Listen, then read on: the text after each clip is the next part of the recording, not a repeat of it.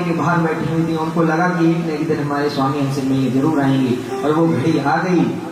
प्रभु की कृपा ऐसी हुई कि अपने स्वामी को देख करके उन्होंने आरती उतारी और अपने टूटे फूटे से उस झोपड़ी में प्रवेश कराया।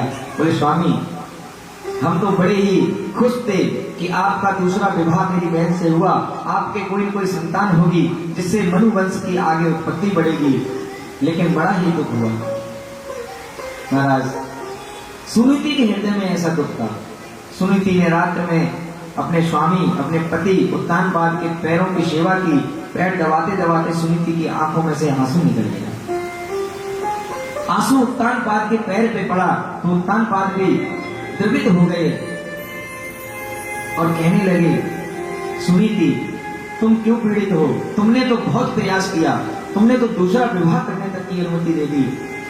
बोले महाराज, हम इसलिए पीड़ित नहीं हैं कि हमने आपको अनुमति दे दी और हम जंगल में रह रहे हैं। हम इसलिए पीड़ित हैं कि आपके दूसरे विवाह के बाद में भी आपको कोई संतान नहीं हुई।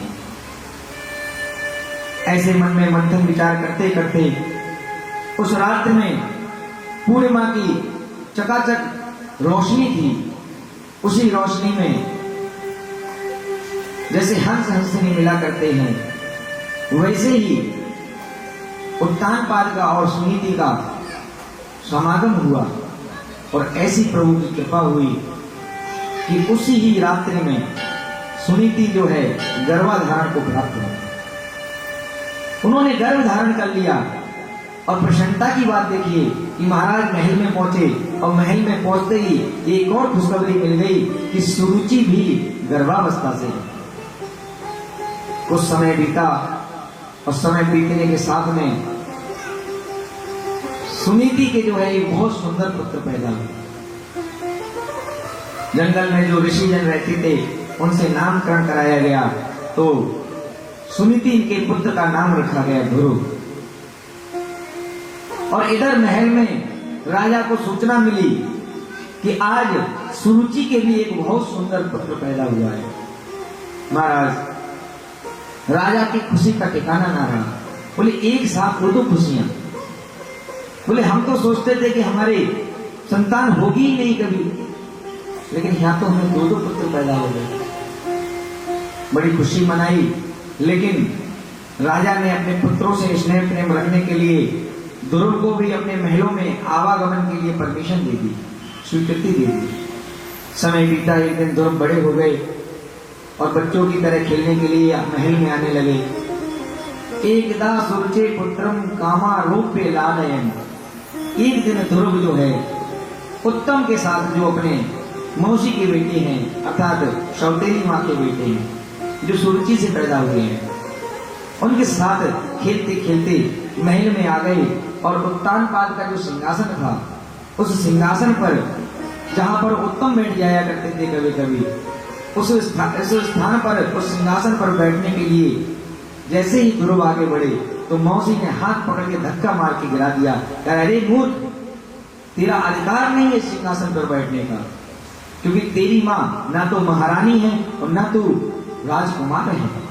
तू तो जंगल और वनवास में रहने वाला एक आदिवासी है, इसलिए तेरा इस सिंहासन पर कोई औचित्य नहीं बनता बैठने का। ध्रुव अपने पिता की गोद को ग्रहण करना चाहते हैं, तो सुरुचि जो मौसी हैं वो उनके पिता की गोद में भी नहीं बैठने देती हैं। और सुरुचि द्वारा ध्रुव का मान भंग कर दिया जाता है। तरह तरह के कटु वचन बोल करके सुरुचि द्वारा ध्रुव का मान भंग कर दिया गया। सुरुचि ताना मारते हुए बोली, न वत्स न प्रकृति स्वयं भवाना रोड महर रहती है। बोले कि तू जो है सिंहासन पर यदि बैठना चाहता है, तू इसका अधिकारी तो है ही नहीं। अरे क्या हुआ, तू राजा का बेटा है, लेकिन मैंने तुझे अपनी कोख से जन्म नहीं दिया। यदि तू इस सिंहासन पर बैठना चाहता है तो तुझे पहले मेरी कोख में आकर के जन्म लेना होगा, और मेरी कोख में जन्म लेने के लिए तुझे भगवान की बहुत भक्ति करनी पड़ेगी। ऐसी माँ की कोख में आने के लिए भक्ति करनी पड़ेगी।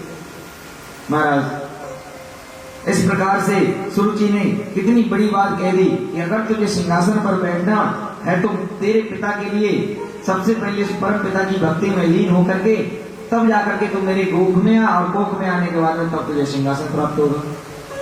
अब सोचो, भगवान की उस परम भक्ति को प्राप्त करने के बाद में कोई गोख में आने की सोचेगा तो सोचेगा मुक्त हो जाए। ध्रुव कुपित होकर सौतेली माँ के द्वारा मान भंग हो गया तो इससे पीड़ित हो गई। सौतेली माँ के तिरस्कार को सह न सके, और जिसे जैसे डंडे से कोई सांप को चोट मार देता है ना, तो सांप कैसे फुफकारता है, जैसे सांप फुफकारता है ना, ध्रुव वैसे ही फुफकारते हुए रोते हुए अपनी माँ सुनीति के पास पहुंचे। अपनी माँ सुनीति के पास पहुंचे और रोते रोते जब आते देखकर सुनीति ने देखा कि मेरे पुत्र के साथ में कोई अन्याय हुआ है। महाराज, शब्द जो होते हैं ना, वो बहुत बड़ा घाव पहुंचाते हैं। ये शब्द ही है कि किसी को अपना बना ले और किसी को अपना दुश्मन बना ले। महाराज, कवि ने कहा है कि धरती फाटे मेघ मिले और कपड़ा फाटे को ढोर, और तन फाटे को औषधि, मन फाटे नहीं डोर। धरती फट जाती है तो बारिश हो जाती है, उसमें जुड़ जाती है। कपड़ा फट जाता है तो सिलाई से सिल लिया जाता है। तन फट जाता है तो डॉक्टर उसको टाँकी लगाकर भी सिल देता है। लेकिन अगर किसी का मन फट गया ना, तो उसका कोई इलाज नहीं है। मन फटने की कोई औषधि नहीं है। लेकिन इस प्रकार से अपने पुत्र को बिलखते देख माता ने सुनीति ने पूछा कि पुत्र क्या हुआ। सुनीति ने गोद में उठाया, पूछा बेटा क्या हुआ। ध्रुव ने सारी घटना बताई कि जिससे तुम मेरी माँ कहती हो, सौतेली माँ, वो मौसी, वो बड़ी दुष्ट है। उसने तो मुझे अपना पुत्र ही नहीं माना और आप उसको अपनी बहन मानती हैं। आपने इतना बड़ा त्याग किया और उसने मेरा मान भंग कर दिया। अपने पुत्र के मान भंग को सुनकर सुनीति को बहुत दुख हुआ, लेकिन पुत्र को धैर्य दिलाना मां का कर्तव्य होता है। अपने पुत्र के लिए उसको धैर्य बनाना मां का कर्तव्य है। अच्छी शिक्षा देना मां का कर्तव्य है। महाराज, यहां पर एक बहुत सुंदर सी बात आती है। कवि ने कहा है कि मां बच्चों के भीतर संस्कार का सृजन करती है। एक मां है जो बच्चों के भीतर संस्कार का सृजन करा सकती है और कोई नहीं। इसलिए कवि ने कहा है कि जननी करती उम्र भर जीवन पथ आलोक, मां के आगे छूट रही धरा गगन सुरलोक। कितनी सुंदर बात कही कि जननी करती उम्र भर जीवन पथ आलोक। मां अपने बच्चे का जीवन के अंतिम पड़ाव तक अपनी जितनी सामर्थ्य होती है अपने बच्चे का मार्ग प्रशस्त करती है। इसीलिए मां के आगे छोटे से पड़ जाते हैं ये पृथ्वी, ये आसमान और सारे सुरलोक के सारे देवता भी छोटे पड़ जाते हैं। इसीलिए तो भगवान राम और भगवान कृष्ण मां का सानिध्य प्राप्त करने के लिए, मां का प्रेम और वात्सल्य प्राप्त करने के लिए तो पृथ्वी पर मनुष्य जन्म लेकर आए। अरे वो अजन्मा जिसने मां की कोख से जन्म नहीं लिया है, वो मां के प्रेम को क्या जाने। भगवान ने कहा कि यार हमने तो जन्म ही नहीं लिया मां की कोख से, तो हमें कैसे पता चलेगा कि मां की महिमा क्या है।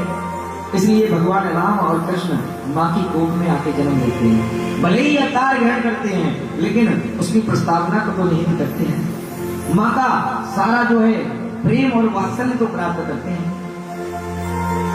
इसलिए हमारी मां जो होती है ना, वो करुणा की मूर्ति होती है, वो प्रेम की मूर्ति होती है, वो वात्सल्य की मूर्ति होती है। इसलिए मां के कभी भी भूल करके उनके अपमान की तो साहस हम कभी किसी को भी नहीं करनी चाहिए। माँ बच्चों की जान होती है, वो होते हैं किस्मत वाले जिनकी माँ होती है। कितनी पावन है, कितनी शीतल है, तो प्यारी प्यारी है ओ माँ, ओ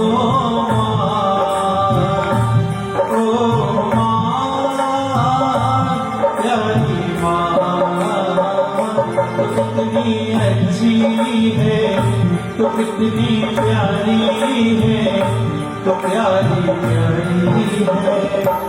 ओ माँ,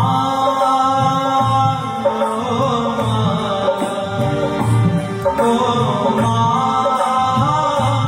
प्यारी माँ।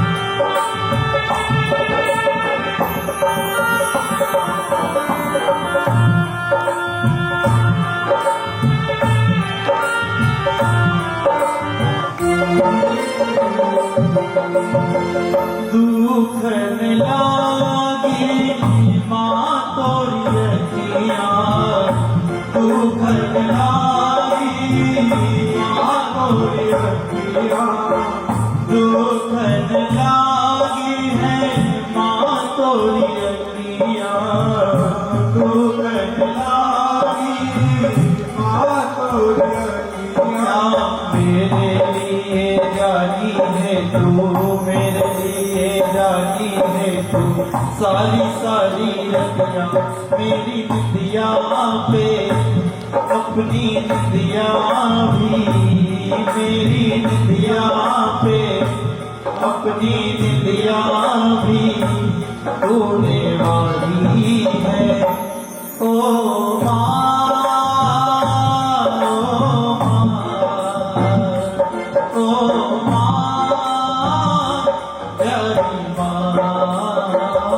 तो कितनी अच्छी है, तो कितनी प्यारी है, तो प्यारी प्यारी है। ओ माँ, ओ माँ, ओ माँ, प्यारी माँ। अपना नहीं तुझे सुख दुख कोई, अपना नहीं तुझे सुख दुख कोई। मैं मुस्काया तू मुस्काई, मैं मुस्काया तू मुस्काई, मैं रोया तू रोई। कितनी शीतल है, कितनी पावन है, प्यारी प्यारी है। ओ माँ,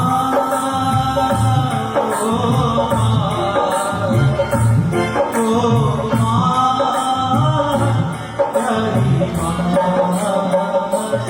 कितनी अच्छी है, कितनी प्यारी है, प्यारी प्यारी है। ओ माँ, ओ बोलिए सच्चिदानंद भगवान की जय। जय श्री राधेश। नींद आने लगी क्या?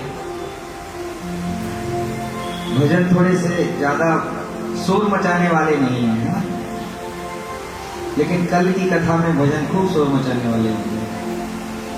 ये माँ की ममता की करुण पुकार थी, क्योंकि माँ की ममता को तो हम सभी लोग, क्योंकि सब लोग माँ की गोद में ही पले बड़े हैं। हमारी माँ भी हमसे बहुत प्यार करती है। अब हमारी माँ हमसे मात्र 6 किलोमीटर दूर रहती है।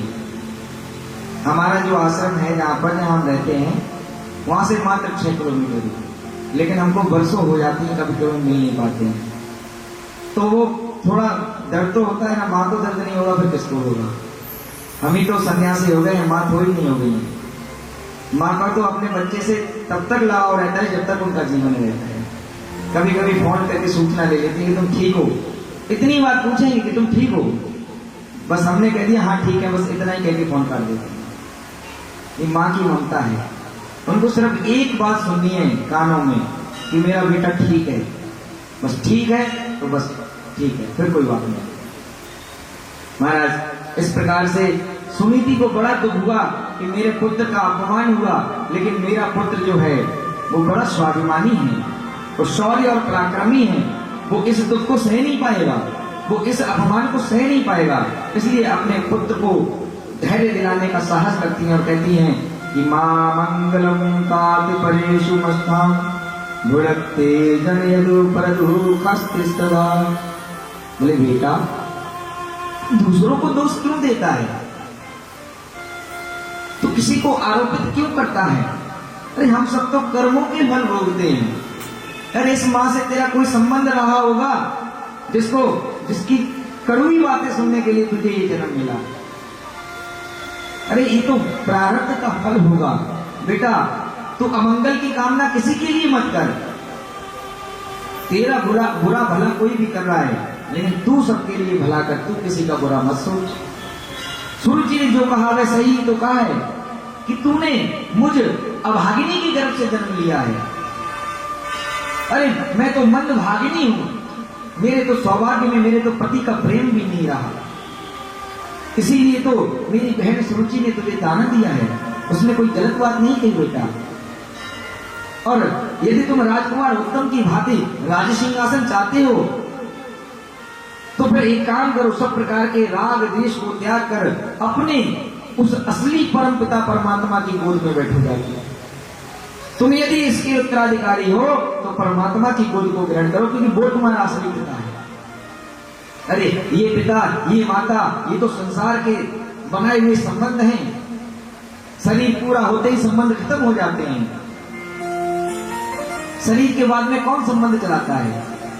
अरे संबंध तो छोड़ो, कोई घर में भी नहीं रखता है। मरने के बाद में घर से बाहर निकाल के बैठा देते हैं, चारपाई बिस्तर पे नहीं रखते हैं, जमीन पे लेटा देते हैं, 24 घंटे भी नहीं रखते हैं। क्या संबंध निभाए जा सकते हैं शरीर के साथ कि मरने के बाद में आदमी को जल्दी निकालो, शमशान ले चलो। और यहां तक कि ऐसा रिश्ता निभाया जाता है कि 10-5 दिन अगर कोई प्रतीक्षा कर ले कि वो आत्मा वापस आ जाए तो डर के मारे घर से घर छोड़ के भाग जाएंगे। अगर उस शरीर की आत्मा भी वापस आ जाए तो उसके बचाव के लिए भी दोबारा से ना आए वो, तो उसके घर में क्या क्या व्यवस्थाएं करी जाती हैं। शुद्धिकरण कराया जाता है, हवन कराया जाता है कि वही प्रेत बन के ना जाए। तो इसलिए शरीर के नाते से कोई संबंध मत रख बेटा। अगर तुझे अपने पिता की गोद में जाना है ना तो परम पिता की गोद में जा। और परम पिता की गोद में जाने के लिए मैं तुझे बताती हूँ क्या करना है कि तू वनों में जा और वन में जाके एकाग्र एकचित होकर के अपनी इंद्रियों को संयम करके भगवान की प्रार्थना कर। और भगवान की प्रार्थना करेगा तो तुझे भगवान जरूर मिल जाएगी। अब भगवान कैसा होता है कैसा नहीं होता है वो छोटा सा बालक 5 वर्ष का क्या जाने। महाराज ध्रुव भक्ति को प्राप्त करने के लिए माँ से आशीर्वाद प्राप्त करते हैं। देखो कैसी माँ है कि 5 वर्ष के बालक को वन में भेजने की आज्ञा दे दी है, लेकिन माँ को भी अपने बालक पर पूरा भरोसा है। माँ को भी अभी भगवान का स्वरूप नहीं पता है, लेकिन अपने बच्चे को ऐसा ज्ञान दे दिया कि बच्चा वन के लिए माँ की आज्ञा लेकर के प्रस्थान करने लगा।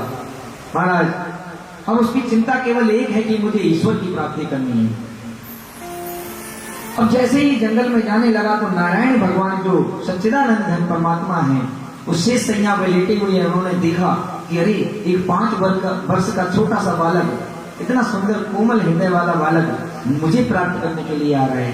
देखो भगवान की तरफ एक कदम बढ़ाओ ना तो भगवान 4 कदम आगे आते हैं, यह प्रमाणित होता है। इस प्रकार से भगवान ने नारद जी को बुलाया और नारद जी से कहा कि एक 5 वर्ष का बालक मुझे प्राप्त करने के लिए आ रहा है, जल्दी से जाओ तुम उसका मार्ग प्रशस्त करो जाके, क्योंकि उसने ईश्वर को देखा नहीं है। हम लोग ये भूल बहुत करे बैठे ना कि हमने ईश्वर को कभी देखा नहीं है। यदि हमने ईश्वर को कभी देखा होता तो हम अपने असली स्वरूप को पहचान पाते। हमारा असली स्वरूप क्या है? हमारा असली स्वरूप है ईश्वर से जो हमारी भिन्नता है ना, एक रूपता है ना, एक स्वरूपता है ना, वही हमारा असली स्वरूप है। ये जो शरीर है ना, ये जो चेहरा है ना, ये हमारे भगवान से स्वरूप से मिलता नहीं है। भगवान के स्वरूप से तो हमारी आत्मा का रिश्ता मिलता है, आत्मा का स्वरूप मिलता है। महाराज इस प्रकार से नारद जी को जल्दी से भगवान नारायण ने भेजा और कहा उस बच्चे का मार्ग प्रशस्त करो जाके। कैसा अद्भुत क्षत्रिय बालक है वो।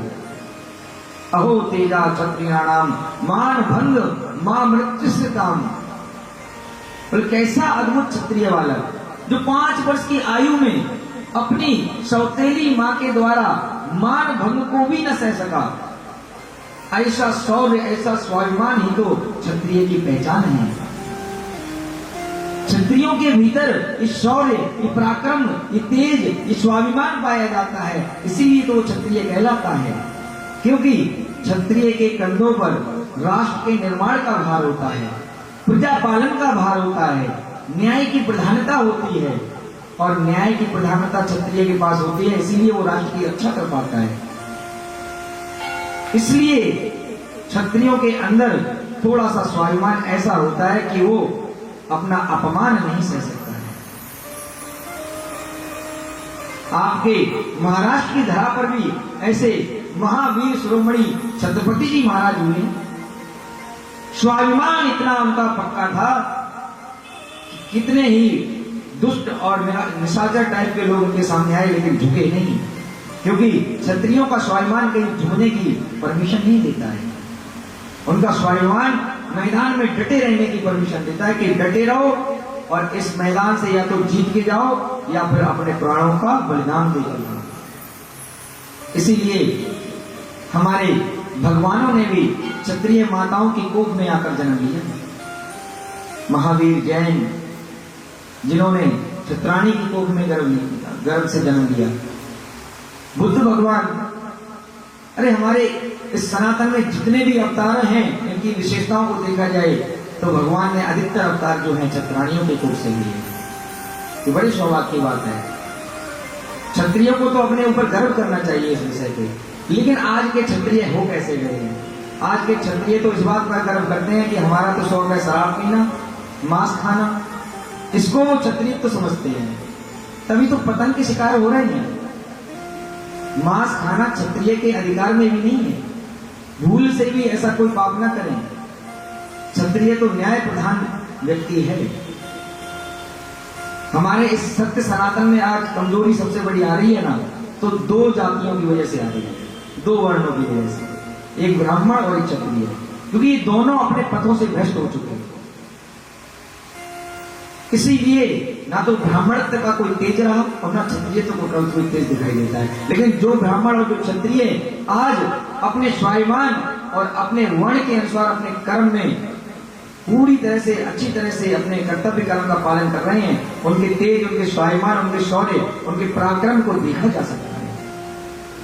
महाराज क्षत्रिय बालक ध्रुव वन में प्रवेश करते हैं। नारद जी पहुंचते हैं और नारद जी ऊपर से देखते देखते बड़ी प्रशंसा करते हैं कि अहो अहो तेज है क्षत्रियाणाम, ये कितना तेज है क्षत्रिय बालक। नारद जी ध्रुव के पास पहुंचे, सन्मुख देवर्षि को देख करके ध्रुव ने प्रणाम किया। कहे भगवान, आप संत परमात्मा के समान होते हैं, ईश्वर के समान होते हैं, आपको मैं प्रणाम करता हूं। छोटी सी उम्र में इस बालक को देख करके उसका प्रणाम स्वीकार करके नारद जी बोले, अरे बेटा, बोले इतनी छोटी उम्र में तुम किस प्रयोजन से जंगल में जा रहे हो, किस प्रयोजन से वन में जा रहे हो? महाराज ध्रुव बोले, हे पूज्यवर, जीव का एकमात्र लक्ष्य है, जीव एकमात्र लक्ष्य की प्राप्ति करना चाहता है, वो है ईश्वर की प्राप्ति, ईश्वर की प्राप्ति करना चाहता है। महाराज इस प्रकार से जब ध्रुव के मुख से, 5 वर्ष के बालक के मुख से ऐसी बात सुनी और कहा कि हे ईश्वर, मैं उस परम पिता परमात्मा को प्राप्त करना चाहता हूं। नारद जी बोले, अरे बेटा, तू अभी बालक है, अरे तू भगवान को अभी से क्यों प्राप्त करना चाहता है? नारद जी बोले, बेटा तेरी अभी उम्र नहीं है, ये मार्ग बड़ा दुर्गम है, ये मार्ग बड़ा कष्टदायक है, वापस घर चले जाओ बेटा, पढ़ो लिखो और नौकरी करो, धनवान बनो, राजा बनो, और जब पूरी उम्र करने पे आ जाओ, अपने कर्तव्यों से निवृत्त हो जाओ, तब आके भगवान की भक्ति के मार्ग में आना, क्योंकि भक्ति का मार्ग बहुत कठिन होता है। अब देखिए नारद जी कह रहे हैं कि भक्ति का मार्ग बहुत कठिन होता है। ध्रुव जी क्या उत्तर देते हैं? ध्रुव जी कहते हैं कि स्वामी प्रभु, ये भक्ति का मार्ग दुर्गम है, ये आप कह रहे हैं। यहां पर नारद जी कहते हैं कि देखो बेटा, विकल्पे विद्यमाने अपिना हसंतोष हेतवा पुंसो मोहमते भिन्ना ये लोके निज कर्म विधि। बोले ये मान, ये अपमान, ये सुख दुख, ये देहाभिमान, ये देह संसार जो मान लेते हैं, तभी इनका एहसास होता है कि प्राणी के असंतोष का कारण मोह के सिवा और कुछ नहीं है। महाराज इस प्रकार से वृंदावन के जो हमारे पूज्यपाद ब्रह्मलीन स्वामी श्री शरणानंद जी महाराज जी थे ना, मानव सेवा संघ के प्रणेता, ये एक बात बताया करते थे कि देह से तादात्म्य स्वीकार करना ही संकल्पों की उत्पत्ति का कारण है। इसी कारण हम अपने सुख और दुख का कारण दूसरों को मान लेते हैं। हमारे मन में कोई संकल्प आया तो फिर हमें लगता है कि ये संकल्प की पूर्ति होनी चाहिए, और संकल्प की पूर्ति नहीं हुई तो हमारा वो दुश्मन हो जाता है जिसके कारण नहीं हुई, और जिसके कारण हो गई तो उससे हमें राग हो जाता है, मोह हो जाता है। अरे इसने हमारा काम कर दिया तो ये हमारा हो गया, इसने हमारा काम नहीं किया तो ये हमारा दुश्मन हो गया। अब यहाँ पर नारद जी कहते हैं कि तुम ये संकल्प छोड़ दो, ये संकल्प मत रखो, लेकिन भगवान को प्राप्त करने का संकल्प है तो कितना निर्मल है। नारद जी कहते हैं ये भक्ति का मार्ग बड़ा दुर्गम है बेटा, तुम वापस हो जाओ। जिस पद पर नारद जी खुद आए हैं ये बात कहने के लिए, तो ध्रुव जी कहते हैं कि हे प्रभु, हे विरक्तों के शिरोमणि नारायण नारद जी, हम आपसे एक बात पूछना चाहते हैं। आप कहते हैं कि ये भक्ति का मार्ग बड़ा दुर्गम है, बड़ा कठिन है, बड़ा कष्टदायक है, लेकिन मुझे एक बात बताइए, जिस भक्ति के मार्ग पे मैं अभी 4 कदम नहीं चला, उससे पहले विरक्तों के शिरोमणि ऐसे ऋषि मेरे सामने आ गए, तो सोचो ये मार्ग कितना सुगम हो गया है। जिन नारद जी से मिलने के लिए देवता लोग तरसते रहते हैं, प्रतीक्षा करते रहते हैं, वो नारद जी आज भक्त ध्रुव के 4 कदम वन में गवन प्रवेश करने से पहले ही आके खड़े हो गए।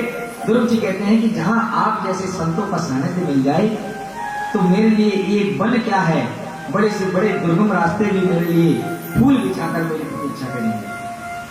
महाराज, आप जैसे संतों का दर्शन हो जाए भला, तो उससे ज्यादा सरल और उससे ज्यादा सुगम मार्ग कौन सा हो सकता है। कहते हैं कि राम कृपा दिखला दे तो ये संत मिलन हो जाता है, और संत कृपा दिखला दे तो भगवान से मिलन हो जाता है। महाराज, जब राम जी कृपा करें, जब ईश्वर कृपा करें, तब संतों से मिलन होता है, और जब संत कृपा कर दें तो सीधा सीधा भगवान से संबंध हो जाता है, भगवान से सीधा संबंध हो जाता है। ये संतों की महिमा है। संत ही इस राष्ट्र के निर्माण के सबसे बड़े प्रणेता हैं, क्योंकि धर्म, आध्यात्म और संस्कृति का संरक्षण सिर्फ और सिर्फ संतों की वजह से हुआ है। अगर एक जीव और परमात्मा के बीच में कोई किसी को मिलाने का माध्यम बना है तो वो संत बनते हैं, और हमारी कथाएं यही कहती हैं। महाराज, इस प्रकार से नारद जी समझ गए, ये बालक दृढ़ निश्चय करके अटल विश्वास करके आया है। नारद जी ध्रुव पर प्रसन्न हो गए और कहने लगे, बेटा अब तो तुम मेरे शिष्य के बनने लायक हो, अब तो मैं तुम्हें अपना शिष्य बनाऊंगा। अब देखो, शिष्य और गुरु के बीच की बात बताते हैं आपको। हमारी मानव सेवा संघ आश्रम वृंदावन जो है ना, उसके जो प्रणेता है ब्रह्मलीन पूज्यपाद स्वामी शरणानंद जी महाराज, वो बताते थे कि गुरु बनाने की कोई आवश्यकता नहीं कर पा रहा हूं, मैं भटक रहा हूं, तो मुझे गुरु रूपी सानिध्य प्रदान कीजिए, तो गुरु खुद आपके पास चल के आएगा। जैसे आज ध्रुव के पास में गुरु खुद चल के आ गए। ध्रुव को जाना पड़ा? नहीं जाना पड़ा ना, कोई गुरु ढूंढना पड़ा। अब लोग आज के समय में क्या कहते हैं कि चलो गुरु बना ले चलिए, तो गुरु ढूंढने के लिए जाते हैं। महाराज, चकाचक दक्षिणाएं, वस्त्र, आभूषण और इतना सामान गुरु मांगते हैं उनसे कि ये बिजनेस हो गया, व्यापार हो गया गुरु बनाना। ये गुरुवाद परंपरा जो है ना, ये सनातन संस्कृति के लिए बड़ी घातक होती जा रही है। क्यों? क्योंकि गुरु की आवश्यकता तो ईश्वर पूर्ति कर सकता है, आप खुद अपनी गुरु की पूर्ति नहीं कर सकते। क्यों नहीं कर सकते हैं? इस विषय पर स्वामी शारदानंद जी महाराज जी ने बहुत अच्छा संदेश दिया है। उन्होंने कहा कि आप यदि किसी को गुरु बनाते हैं तो संतों ने, कवियों ने कहा है कि पानी पियो छान के और गुरु बनाओ जान के। अब गुरु को आप जानेंगे, आपकी क्षमता है गुरु को जानने की। गुरु को जानने की किसी की क्षमता नहीं है। यदि आप गुरु को जान लोगे तो आप खुद गुरु हो जाओगे, आप ही गुरु हो जाओगे। क्यों? क्योंकि परीक्षा लेने वाला कौन होता है? गुरु। अब आप अपने गुरु की परीक्षा ले लोगे और आपने ले ली परीक्षा, तो गुरु आप हो गए कि गुरु हुआ? आप खुद हो गए ना। तो फिर काहे के उन्हें कोई गुरु बनाओगे? गुरु को कोई जान नहीं सकता, गुरु को तो केवल माना जाता है। आपने मन से यदि किसी को गुरु मान लिया तो मान लिया। फिर गुरु कैसा भी? शुक्राचार्य भी गुरु थे, बलि उन पर विश्वास करते थे। बृहस्पति देव भी गुरु हैं, इंद्रादि देवता उन पर विश्वास करते हैं, उनको मानते हैं। इसलिए गुरु को मानना है, जानना नहीं। जानना तो कोई किसी को जान ही नहीं सकता है। कौन किसके हृदय में बैठा हुआ है? अभी आप गुरु बना लो और कल ही गुरु का चरित्र ऐसा मिले कि वो पता चले कि वहां मौज मस्ती कर रहा है, कि कहीं शराब के ठेके पे बैठा है। फिर लोग बताते हैं, अरे मैंने कैसा गुरु बना लिया। तो ऐसे गुरु को बनाने की कोई संकल्प मत रखिए।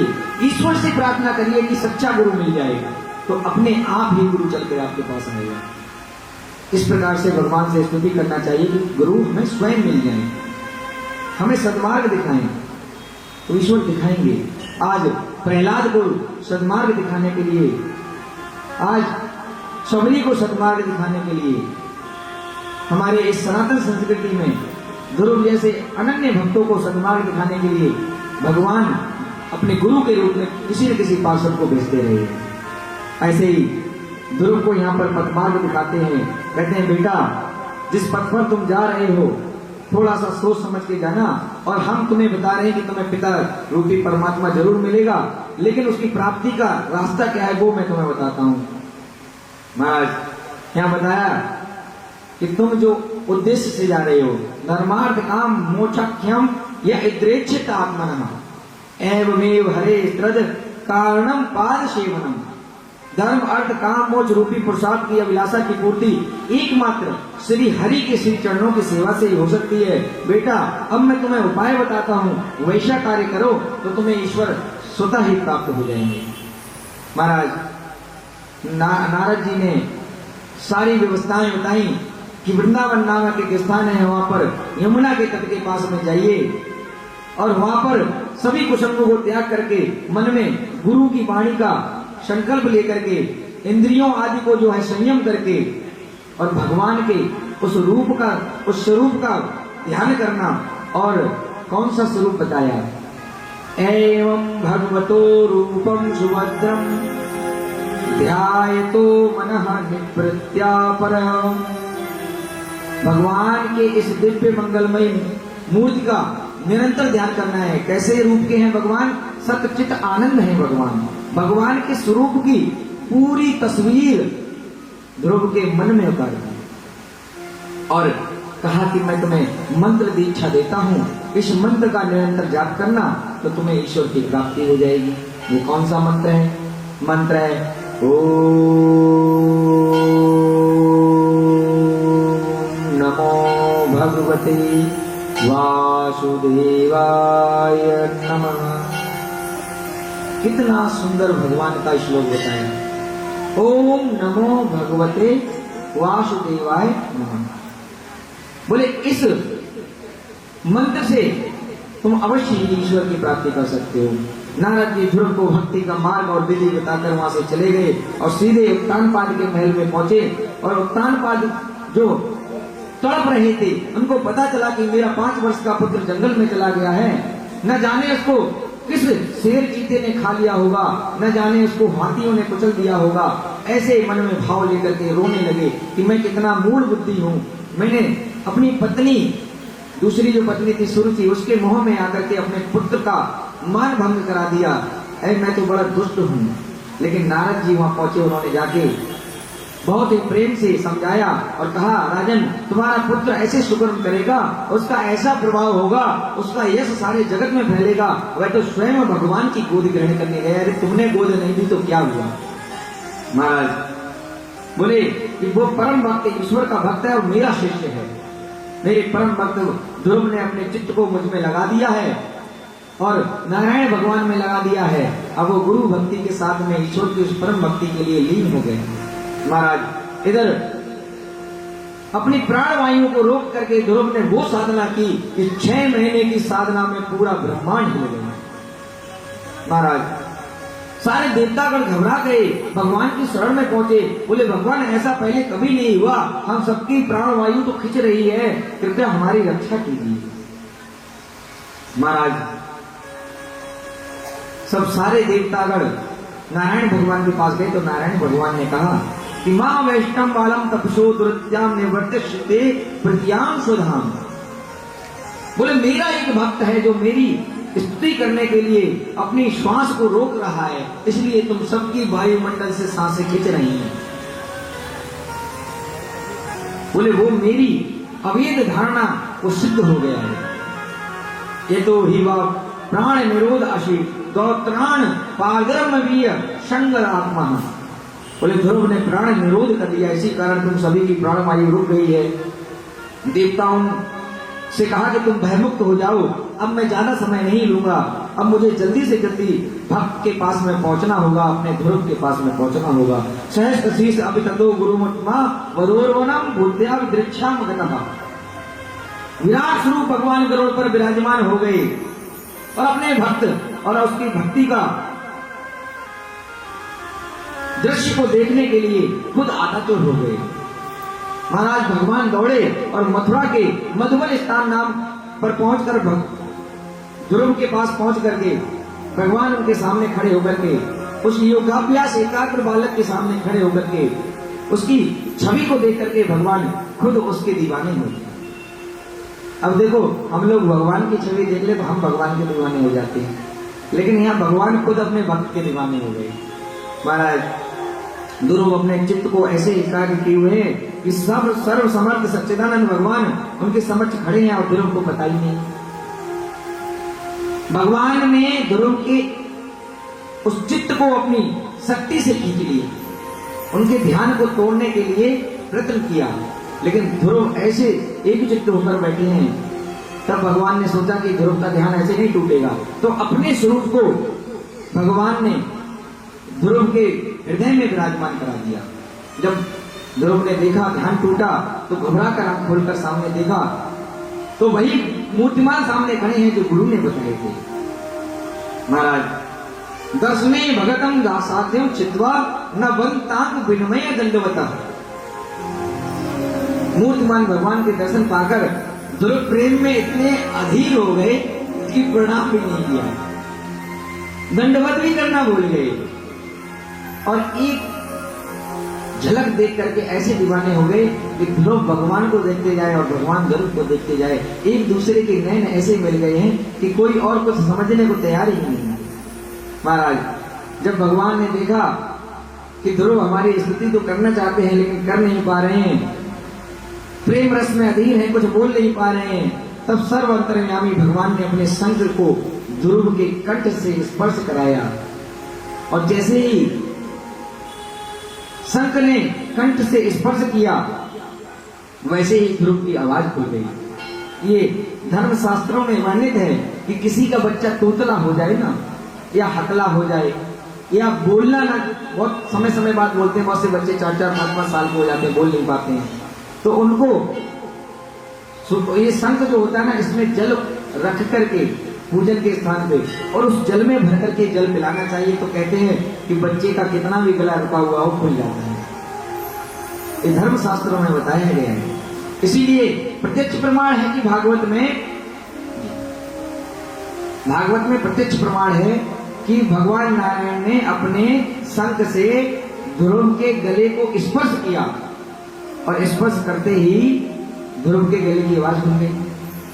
महाराज अब ध्रुव ने भगवान की स्तुति की, यो वन्त प्रविश्यं मम वाचमिहा प्रसुतां सञ्जीवं यत्त्वखिलशक्तिधरा स्वाधाम् अन्यात्मशस्य हस्तचरणं सर्वत्वागादि प्राणानां नमो भगवते पुरुषाय तुभ्यम्। बोले हे प्रभु, आप सर्वशक्ति संपन्न हैं। आप ही मेरे अंतःकरण में प्रवेश कर अपने तेज से मेरी इस सोई हुई वाणी को सजीव करते हैं तथा हाथ पैर कान और त्वचा आदि को अन्याय इंद्रियों और सब प्राणों को भी चेतना देते हैं। मैं आप अंतर्यामी सर्वसमर्थ भगवान को प्रणाम करता हूँ। महाराज भगवान की प्रार्थना की तो भगवान ने कहा कि बेटा, तुम जिस उद्देश्य से प्रार्थना और भक्ति करने के लिए आए, तो अब मैं तुमसे निवेदन करता हूँ कि तुम कुछ मांगो। अब देखिए, अब मांगने की बात आती है तो ध्रुव क्या कहते हैं कि भगवान, मैं तो आपकी भक्ति ही मांगता हूँ, मुझे भक्ति के सिवा और कुछ नहीं चाहिए, बस ईश्वर में मेरा मन लगा रहे, बस मुझे यही चाहिए। लेकिन भगवान कहते हैं नहीं नहीं, ऐसा नहीं हो सकता है। भाई कोई अतिथि किसी के पास जाता है तो कुछ लेके जाता है, रिश्तेदार घर पे आता है ना तो कुछ ना कुछ लेके आता है।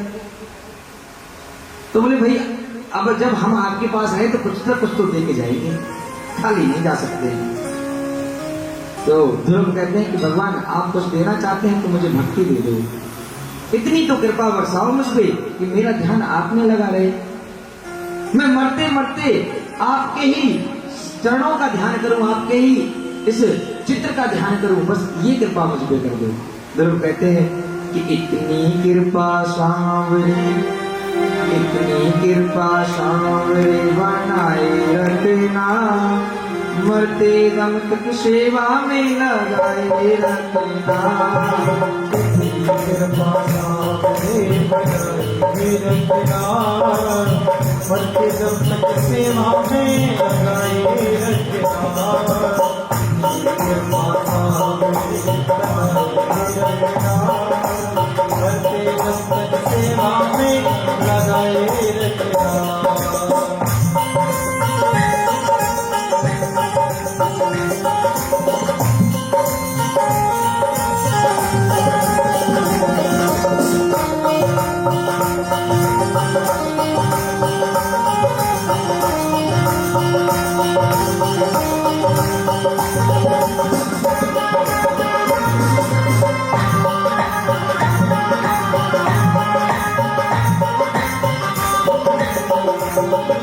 तू मेरा मैं तेरा बाबा, पूरा जी मेरा जी। तू मेरा मैं तेरा बाबा, पूरा जी मेरा जी। ओ तू मेरा मैं तेरा बाबा, पूरा जी मेरा जी।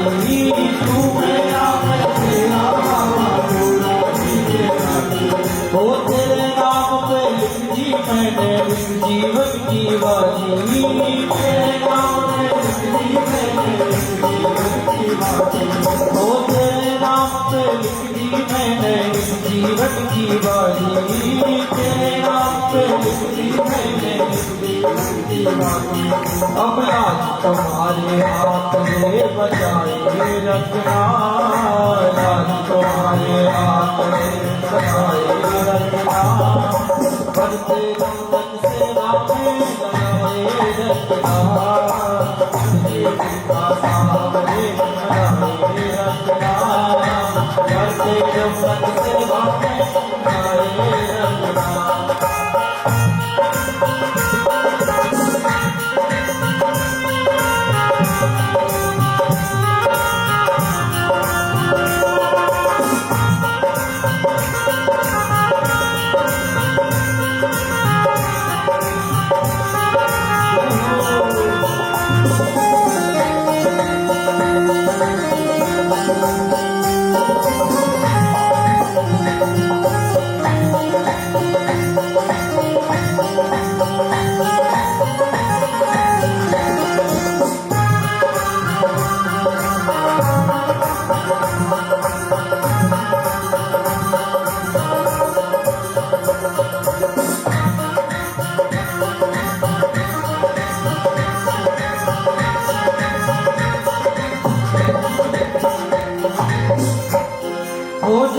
बन तक तेरा मेरा साथ कभी ना छूटे।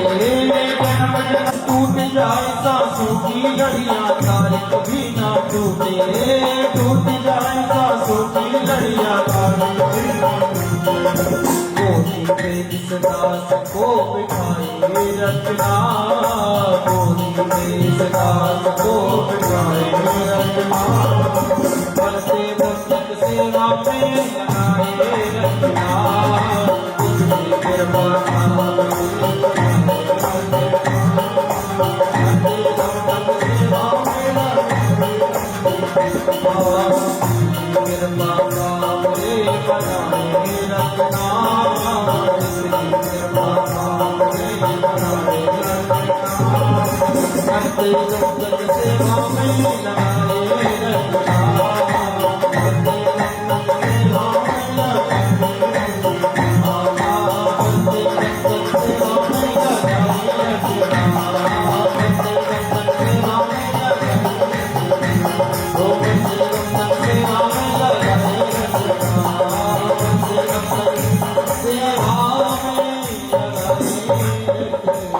बोले सच्चिदानंद भगवान की जय। जय श्री राधे श्याम। महाराज देखो भगवान की कितनी अहित की कृपा है। जब भगवान के मार्ग पर कोई व्यक्ति जाता है ना, तो भगवान खुद हाथ पकड़ते हैं। और देखो 6 महीने के भीतर ध्रुव ने भगवान को प्राप्त किया है। इस संसार में, इस सृष्टि में, इस ब्रह्मांड में कोई ऐसा व्यक्ति नहीं हुआ कि जिसने 6 महीने में भगवान को प्राप्त कर लिया हो। लेकिन भगवान अब ध्रुव से कहते हैं कि तुम्हें कुछ मांगना तो होगा। लेकिन जब केवल और केवल भक्ति मांगते हैं तो भगवान कहते हैं कि मैं तुम्हारे लक्ष्य को समझता हूं, क्योंकि तुम किस बात से उठ के घर से आए थे कि पिता का सिंहासन पर बिठाने का अधिकार प्राप्त नहीं हुआ। तुम्हारी सौतेली माँ ने तुम्हारा मान भंग कर दिया, तुम्हें सिंहासन पर नहीं बैठने दिया, तुम्हें पिता की गोद में नहीं बैठने दिया। इन दोनों संकल्पों को मैं पूरा करता हूं, ऐसा मैं वचन देता हूं। भगवान ने मन ही मन में ऐसा संकल्प लिया और ऐसा संकल्प लेके ध्रुव से कहा कि तुम्हारी समस्त कामनाओं की पूर्ति का मैं वचन देता हूं, और जो उद्देश्य से तुम आए हो उस उद्देश्य से भी हटकर मैं तुम्हें परम पद की प्राप्ति कराऊंगा। महाराज भगवान तो बिन मांगे ही देता है। हम लोग मांग मांग कर तो भगवान का अपमान करते हैं। मंदिरों में जाते हैं, 10 रुपए का प्रसाद चढ़ाते हैं और 1 लाख रुपए का काम मांगते हैं। ठेका दे दिया है भगवान को 10 रुपए में। अरे कम से कम ये 10 रुपए लेकर तो जा रहे हो, चढ़ा रहे हो, अच्छी बात है, लेकिन इस भाव से चढ़ाओ कि तेरा तुझको अर्पण क्या लागे मेरा, सब कुछ तो आपका ही दिया हुआ है। स्वामी शरणानंद जी महाराज जी एक बहुत सुंदर लाइन कहते थे कि अपना करके कुछ नहीं है, मैं नहीं, मेरा नहीं, धन किसी का है दिया, और जो भी अपने पास है वह धन किसी का है दिया। लेकिन फिर भी हम क्या कहते हैं कि मैं, मेरा ये कहने वाला मन किसी का है दिया, मैं नहीं, मेरा नहीं, ये तन किसी का है दिया। अपना करके कुछ नहीं है, फिर भी हम भगवान से जाके अपना अपना करके मांगते ही रहते हैं। 10-10 रुपए में, 50-50 रुपए में भगवान से सौदा करने जाते हैं। भगवान कोई व्यापारी सेठ लाला थोड़ी नहीं है कि 10 रुपए लेगा और तुमसे कोई सौदा कर लेगा, ठीक है जाओ तुम्हारा काम हमने कर दिया। भगवान से कहो कि मेरी ये इच्छा है लेकिन आपके चरणों में समर्पित है। ये 10 रुपए हम इस इच्छा के लिए, पूर्ति के लिए नहीं चढ़ा रहे हैं। ये 10 रुपए तो हम भगवान आपके कार्य में कोई काम आ जाए क्योंकि आप ही का दिया हुआ है, उसका कुछ भाग हम आपको चढ़ा जाते हैं। ये भावना रखनी चाहिए। भगवान ने सोचा कि भक्त के यहाँ आए हैं तो ऐसा क्या दें उसे, तब भगवान ने ध्रुव को परम भक्ति लोक, एक ऐसा ध्रुव लोक सुनिश्चित कर दिया, कह दिया कि भाई और लोग तो खाली है नहीं, मैं तुम्हें एक ऐसा लोक देता हूं, उसमें जाके तुम निवास करोगे। भगवान ने ध्रुव लोक का निर्माण किया और अपने उस नैष्ठिक तपोनिष्ठ भक्त को दिया जिसे ब्रह्मांड में अन्य कोई प्राप्त नहीं कर पाया। आज भी ब्रह्मांड में केवल एकमात्र ध्रुवलोक ऐसा है जिसकी परिक्रमा सारे ग्रह करते हैं। उस क्षत्रिय बालक के नाम से बना उस ध्रुवलोक की परिक्रमा सारे नक्षत्र, तारे, सारे गण और सारे ब्रह्मांड के जितने भी ग्रह हैं सब करते हैं। इसलिए हमको भगवान से निस्वार्थ भाव से कुछ ना कुछ जो है प्रार्थना करनी चाहिए, लेकिन मांगना नहीं चाहिए। भगवान बिन मांगे देते। प्रमाण मिल गया। भागवत में कह रहे हैं ना कि भक्त ने कुछ नहीं मांगा लेकिन फिर भी भगवान ने क्या दे दिया। अरे अगर मांगता भक्त तो क्या मांग सकता था? ये कहता कि मेरे बाप ने मुझे सिंहासन पर नहीं बैठने दिया, मुझे मेरे बाप से बड़ा राजा बना दो। ये तो मांग सकते थे कि मुझे मेरे बाप से भी बड़ा राजा बना दो। लेकिन जब नहीं मांगा तो भगवान ने उसके बाप तो छोड़ो, हजारों लाखों राजाओं से भी बड़ा राजा बना दिया। ध्रुव लोक का महाराज श्री भगवान बोले, पुत्र अब तुम इस लोक में मेरी भक्ति करना। यहां से तुम भक्ति करने के साथ में कर्मों से मुझ में समर्पित होते हुए अनंत सुख भोगों को भोग करके अंत में मेरे ही स्मरण को कर 36,000 वर्षों तक इस शासन करना इस पृथ्वी पर। 36,000 वर्षों तक इस पृथ्वी पर शासन करने का वरदान दिया भगवान ने। और फिर उसके बाद में अपने लोक ध्रुव लोक को जाना, वहां पर अनंत ऐश्वर्य कीर्ति के साथ में तुम विराजमान होने जाना। ऐसे वचन कह करके श्री भगवान गरुड़ध्वज अपने धाम को प्रस्थान कर गए। लेकिन ध्रुव जी नारायण भगवान का आश्रय प्राप्त करने के बाद में अपने संकल्प से निवृत्त हो गए। महाराज इस प्रकार से भगवान का आश्रय लेकर के ध्रुव जी जो है अब अपने गृह स्थान के लिए जाने लगे। महाराज अपने स्थान पर जाने से पहले नारद जी ने उत्तानपाद को सारी सूचना दे दी। उत्तानपाद ने अपने पुत्र जो भगवान का स्पर्श करके आया है, भगवान की गोद को ग्रहण करके आया है, उसके स्वागत सत्कार करने के लिए पूरी व्यवस्थाएं की। लेकिन ध्रुव को मन में ऐसा विचार आ रहा है कि मैंने भगवान से क्या मांग लिया, मैंने तो कुछ मांगना ही नहीं चाहा, मैंने तो केवल भक्ति मांगनी चाहिए, लेकिन ये क्या मिल गया। महाराज इस प्रकार से नारद जी के बताए अनुसार उत्तानपाद ने अपने पुत्र के स्वागत के लिए सारी तैयारियां की। और इस प्रकार से जब ध्रुव जी अपने घर पर आए तो सबसे पहले अपनी उसी मौसी के पास पहुंचे, उसके चरणों में लेट करके प्रणाम किया, दंडवत किया। अब मौसी को लगा कि मैंने तो घोर अपमान किया था इस बालक का। बोले ये तो भगवान का स्पर्श करके आया है। बोले ध्रुव मुझे क्षमा कर दो, मुझसे बहुत बड़ी भूल हुई है। और माँ खुद अपने पुत्र के चरणों में लेट गई। तो ध्रुव ने उनको उठाया, गले से लगाया, कहा माँ ये आप ही की महिमा है जो मैं आज भगवान की गोद को ग्रहण करके आया हूँ। अरे ना आप कटु वचन कहती और ना मैं भगवान की भक्ति के लिए जाता। बोले इसमें तो सबसे बड़ा योगदान आपका है। देखो माँ अपने बच्चे का हित तो चाहती है, चाहे कैसे भी हो। वो बुरा भी चाहती है ना कुछ अच्छा ही हो जाएगा। माँ का कभी कहा हुआ कोई बुरा होता नहीं है। महाराज इस प्रकार से उत्तम को पास में खड़े देखकर अपने गले लगाया। ध्रुव जी ने कहा तू तो मेरा भाई है। सभी परिवार वालों से मिले और ध्रुव जी की यश कीर्ति इतनी विशाल फैल गई कि बड़े स्तर से उनका जो है संदेश पूरे राष्ट्र में फैल गया। महाराज सभी लोगों से आपस में राज सुख भोगते हुए धीरे धीरे समय बीतता गया। ध्रुव काफी बड़े हो चुके थे। उत्तानपाद को नारद जी की बात याद आ गई कि उन्होंने कहा था कि उत्तानपादो राज ऋषि प्रभावम तनश्यतम श्रुत्वा दृष्टवायदयुम तमम प्रपद्ये विषममयम परम। बोले राज ऋषि उत्तानपाद को नारद जी से पहले ही ध्रुव के यश तेज कीर्ति की प्रभाव की पहले से ही सूचना मिली हुई थी। वो बात याद आई कि आपका बालक इस पृथ्वी पर सबसे विशेष अच्छा शासन करने वाला होगा। महाराज इस प्रकार से अब आगे बहुत महत्वपूर्ण कथा प्रारंभ होती है। समस्त पृथ्वी के राजा के तौर पर उत्तानपाद ने अपने आप को निवृत्त कर लिया और अपने उत्तराधिकारी के तौर पर अपने पुत्र ध्रुव को विराजमान करा दिया। ध्रुव की कीर्ति बढ़ती देख प्रजापति शिशुपाल ने अपनी पुत्री भ्रमी से ध्रुव का विवाह करा दिया। उपियों में भ्रमिम नाम तत्सुतो कल्प वत्सरो। ध्रुव की पत्नी भ्रमी से दो पुत्र हुए, एक का नाम कल्प और एक का नाम वत्सर था। ध्रुव का एक अन्य विवाह और हुआ इला से। इलायामपि भार्याम याम वायोम पुत्र्याम महाबल पुत्रम उत्कल नामामम योम दृत्रमजीन जनकः। वायु जो देवता है ना, वायु देवता जो हवा चलती है, इनकी पुत्री है इला। इला से भी विवाह हुआ।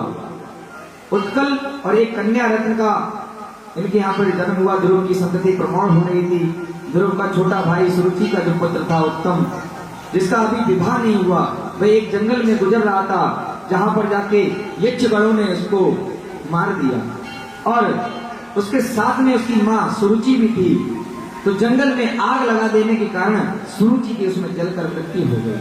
अब देखो, जो मां अपने पुत्र का हित चाहती थी, अपने पुत्र को राजा बनाना चाहती थी, अपने भीतर किस तरह का द्वेष भाव लेकर बैठी थी, जो भगवान के देखो भक्तों से द्वेष करता है उसका क्या हाल होता है। यक्षगणों ने उस मां के पुत्र उत्तम को जान से मार दिया, सब कुछ उसका लूट लिया और सुरुचि को उस जंगल में आग लगा दी, जिसमें सुरुचि जलकर मर गई। महाराज, जब ध्रुव को इस बारे में पता चला तो ध्रुव ने अपने क्षत्रियत्व और क्रोध का वेग इतना भारी किया कि यक्षों का सामना करना मुश्किल हो गया। हजारों यक्ष मारे गए। यक्ष की पत्नियां भय से कातर हो कुबेर से मदद मांगने पहुंचती हैं और उस समय मनु महाराज स्वयं आके ध्रुव से कहते हैं कि बेटा, तुमको ये राग द्वेष नहीं रखना चाहिए, ये सुख दुख तो आते जाते रहते हैं, इसलिए ये जो तुम्हारा भाई मारा गया ना, इसका कोई प्रारब्ध का पाप रहा होगा। यहाँ पर सब लोग जो है जन्म लेते हैं तो प्रारब्ध के अधीन ही लेते हैं, इसलिए तुम ये अपने मन में से राग द्वेष मिटा दो। बोले जो हुआ उसे भूल जाओ और तुम्हें तो अभी और शासन करना है। महाराज, अपने पितामह की बात को मान करके ध्रुव ने जो है उस युद्ध को वहीं समाप्त किया।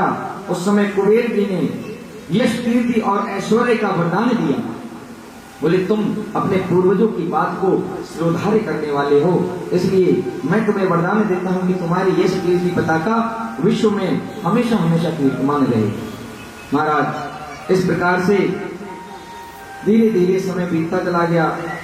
स्वयंभुव मनु महाराज ने अपने पौत्र को धर्म रूपी शिक्षा देकर के अपने लोक को प्रस्थान करने के लिए चले गए। ध्रुव ने पितामह की बात को सिरोधार्य कर लिया। अपने पितामह की बात को मान करके ध्रुव ने अपने क्रोध को त्याग दिया और उस समय धीरे धीरे समय बीतने के बाद में कुबेर जी भी इधर वरदान देकर चले गए थे। समय बीता। पवित्र कीर्ति ध्रुव की इस पुण्य पावन चरित्र की आप कथा सुन रहे हैं, इसमें बहुत महत्वपूर्ण आगे कथा आती है। ध्रुव ने अपनी बड़ी दक्षिणा वाले यज्ञों को शुरुआत की। भगवान एक पुरुष की आराधना की। भगवान ही द्रव्य क्रिया और देवता संबंधी समस्त कर्म और उनके फल हैं तथा वे ही सर्व कर्म फल के दाता हैं। ऐसा मन में ध्यान धारणा करके ध्रुव जी ने काफी समय तक अपना जो है राज्य विस्तार किया और 36,000 वर्ष तक शासन करने के बाद में अपने उस लोक के लिए प्रस्थान करते हैं। महाराज, ध्रुव वंश में उत्तानपाद के भाई की भी कथा आती है कि उनके भाई एक व्रत थे जिनका नाम था प्रियव्रत। महाराज, प्रियव्रत तो ब्रह्मा जी के कहने पर विवाह बंधन में बंध गए थे और इधर ध्रुव वंश में राज परंपरा को आगे बढ़ाने के लिए जो इला के पुत्र हैं, वायु की जो पुत्री हैं, ध्रुव के पुत्र हैं उत्कल। उत्कल ने पिता के सार्वभौम वैभव को राज सिंहासन का सुख ग्रहण करने से मना कर दिया।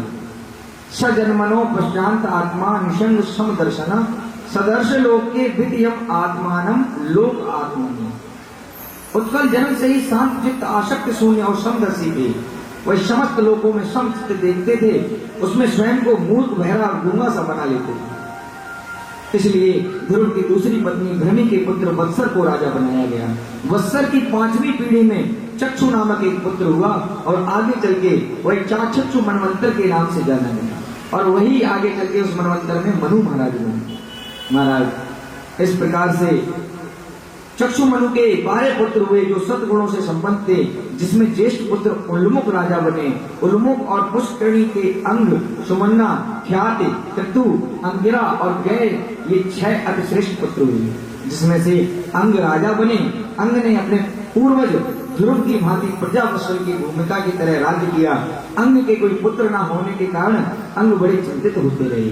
ऋषियों की सलाह पर अंग ने पुत्रेष्ट यज्ञ किया, जिसमें अग्निदेव ने पुत्र कामेष्ट चरु नामक औषधि देकर के प्रकट हुए, जिसका सेवन अंग करके उनकी पत्नी सुनीता ने बड़ा ही एक विशाल पुत्र को जन्म दिया। उस पुत्र का नाम बेन था। लेकिन जब पुत्र की कामना हम लोग करते हैं ना, कभी कभी ईश्वर किसी को पुत्र ना दें तो उसको निराश नहीं होना चाहिए। अरे ये सोचना चाहिए या तो प्रारब्ध का कोई दोष है और या फिर मेरे कोई सौभाग्य उदय हुए जो मुझे पुत्र नहीं दिया है। लेकिन जिसके पुत्र नहीं होता है लोग उसको ताना भी मारते हैं। महाराज ये अंग नाम का जो पुत्र हुआ वो बड़ा ही दुष्ट था। ऋषियों को मारने लगा, ऋषियों को तड़पाने लगा, जनता को लूटने लगा, मांस मदिरा आदि का सेवन करने लगा। तो ऋषियों को लगा कि ये तो बड़ा ही दुष्ट है, तो ऋषियों ने उसे श्राप दे दिया और वह मर गया। हालांकि अंग ने अपने दुष्ट पुत्र को सुधारने का भरपूर प्रयास किया था, लेकिन उसे सुधार नहीं पाए। तब अंग को बड़ा दुख हुआ और बोले, हे भगवान, जिन गृहस्थों के पुत्र नहीं है उन पर अवश्य ही भगवान सर्वसमर्थ ईश्वर की कृपा होती है, क्योंकि भगवान की विशेष कृपा होती है। इसीलिए ऐसी कुपात्र पुत्र से मुक्त रखा। हो सकता है कि उसके जीवन में कोई कुपात्र पुत्र आ रहा हो, इसलिए उसको पुत्र नहीं दिया। देखो वर्तमान में पुत्र ना हो तो कितना दुखी होते हैं लोग, लेकिन व्यक्ति फिर भी जो है भगवान से दोष आरोप करते रहते हैं कि भगवान तुमने मुझे पुत्र नहीं दिया। महाराज अब बेन मर गया तो चोरों को पता चला कि बोले, अरे जब राजा ही मर गया तो लूट लो पूरे राज्य को। तो ऋषियों को लगा अब तो राज्य पूरा अस्त व्यस्त हो जाएगा। तो ऋषियों ने बेन के शरीर का मंथन करके उसमें से एक स्त्री एक पुरुष को प्रकट किया, जिसमें नारायण भगवान की अंशावतार माता लक्ष्मी के अंशावतार के रूप में पृथु और लक्ष्मी रूप अर्ची का प्रादुर्भाव हुआ। पृथु ने अनेकों असमय देख करके नारायण भगवान की कथा सुनने के लिए भगवान की स्तुति की और भगवान से वरदान में पता क्या मांगा? भगवान से वरदान में 1000 कान मांगे। पृथु महाराज के 1000 कान थे, क्योंकि वो कहते थे कि भगवान आपने 2 कान दिए हैं, आपकी महिमा को सुनने के लिए मेरे 2 कान पर्याप्त नहीं है, मुझे तो आपकी महिमा आपकी कथा सुनने के लिए 1000 कान चाहिए। महाराज इस प्रकार से ध्रुव वंश में ऐसे ऐसे महान आत्मा हुए और उसी वंश में आगे चल के प्राचीन वही नामक जो है उनकी 4थी पीढ़ी में राजा हुए। अंग पुत्र बेन की कथा अभी आपने सुनी कि बेन ने कैसे दुष्ट शासन किया था, और उसी से पृथु हुए, अर्ची हुए। उनके जीवन काल में अनेक ऐसे वंश में ऐसी वृद्धि हुई है जिन्होंने उनकी यश, कीर्ति और वैभव को आगे बढ़ाया। महाराज धीरे धीरे चल के पृथु के पुत्र विजित्वास उर्फ अंतर्ध्यान, हविर्ध्वान और वह ऋषि नामक जो है प्रजापति हुए। इन्होंने आगे बहुत आगे शासन किया। अब नारद जी के विषय में यहाँ पर एक कथा आती है। नारद जी कहते हैं यहाँ तो विरक्तों का भाव सर्वोपरि माना जाता है। नारद जी यहाँ पर प्राचीन भाई जो इनकी 4थी पीढ़ी में राजा हुए हैं उनके विषय में बताते हैं कि मैं ऐसे राजा की कहानी जानता हूं जिन्होंने अपने शरीर के अंग को भी अपने से अलग करके रखा, अर्थात विदेही करके रखा, जैसे जनक जी, क्योंकि उनको पुरंजन और पुरंजनी अर्थात देह और आत्मा के विषय में ज्ञान हो गया था। हमारे शरीर में जो आत्मा है और ये शरीर है, ये दोनों अलग अलग हैं। इनके विषय में सबसे महत्वपूर्ण बात तो ये आती है कि हम सब जो है आत्मा में आसक्त तो होते नहीं है, हम शरीर में आसक्त होते हैं, क्योंकि आत्मा तो मुक्त होती है। आत्मा का शरीर से कोई संबंध नहीं है, ये तो केवल संचालन करने के लिए आती है और कुछ नहीं। और संचालन करने की क्रिया तो प्राप्त है ईश्वर की कृपा से। महाराज इस प्रकार से आगे कथा में आता है, मैत्रेय जी के पास में विदुर जी बैठे हुए हैं जो इस कथा को सुन रहे हैं। और ये कथा कौन सुना रहे हैं? सूत जी महाराज सौनक ऋषियों को। कथा बीच में कहाँ चल रही है? सुखदेव जी महाराज से। मैं बार बार बता रहा हूँ, याद रखना।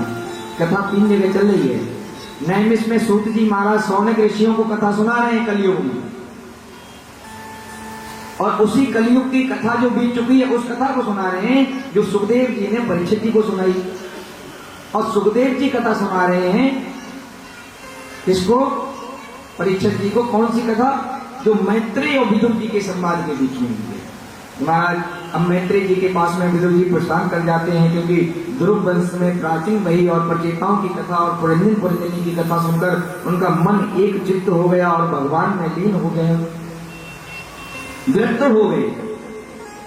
ये कथा नैमिष में चल रही है। और आज ये साथीवली का ये अपना गांव जो है, गांव देवी मंदिर जो है, ये भी नैमिष धाम से कोई कम नहीं है। ये भी नैमिष धाम है आज, यही वृंदावन है आज। क्योंकि जहां भगवान की कथा चलती है ना, वहां पर प्रयागराज, वृंदावन, हरिद्वार सारे धाम अपने आप विराजमान हो जाते हैं। महाराज इस प्रकार से आगे कथा आती है कि उसी वंश में प्रियव्रत के चरित्र की कथा सुनाई जाती है कि उत्तानपाद के बाद में प्रियव्रत का क्या हुआ। महाराज प्रियव्रत तो बड़े ही महाभागवत थे, उन्हें गृहस्थाश्रम में कोई रुचि नहीं थी, फिर भी वे गृहस्थाश्रम में कैसे फंस गए। इस गृहस्थाश्रम में तो मनुष्य अपने निज स्वरूप को ही भूल जाता है और कर्म बंधन में बंध जाता है। अपने निज स्वरूप को भूल जाना मनुष्य की सबसे बड़ी भूल है। हमारी पहचान क्या है? मैं कौशल किशोर ठाकुर जी महाराज हूं, ये मेरी पहचान है। कौशल किशोर ठाकुर जी तो वृंदावन में 3 और हैं। कभी कभी लोग भटकते भटकते हमारे पास आ जाते हैं कि हम उन वाले कौशल किशोर ठाकुर जी महाराज के पास आए हैं, तो ये तो पहचान नहीं हुई ना। हमारा चेहरा हमारी पहचान है, वो भी नहीं है, क्योंकि ये तो प्लास्टिक सर्जरी हो जाएगी, मेरे जैसा और कोई भी हो जाएगा, और कभी कभी मेरे जैसा मिलता जुलता भी मिल जाता है, ये भी हमारी पहचान नहीं है। हमारा नाम हमारी पहचान नहीं, हमारे नाम जैसे बहुत है। तो इसलिए हमारी पहचान क्या है? आत्मा, और आत्मा की पहचान है परमात्मा। इसलिए आत्मा और परमात्मा एक ही है।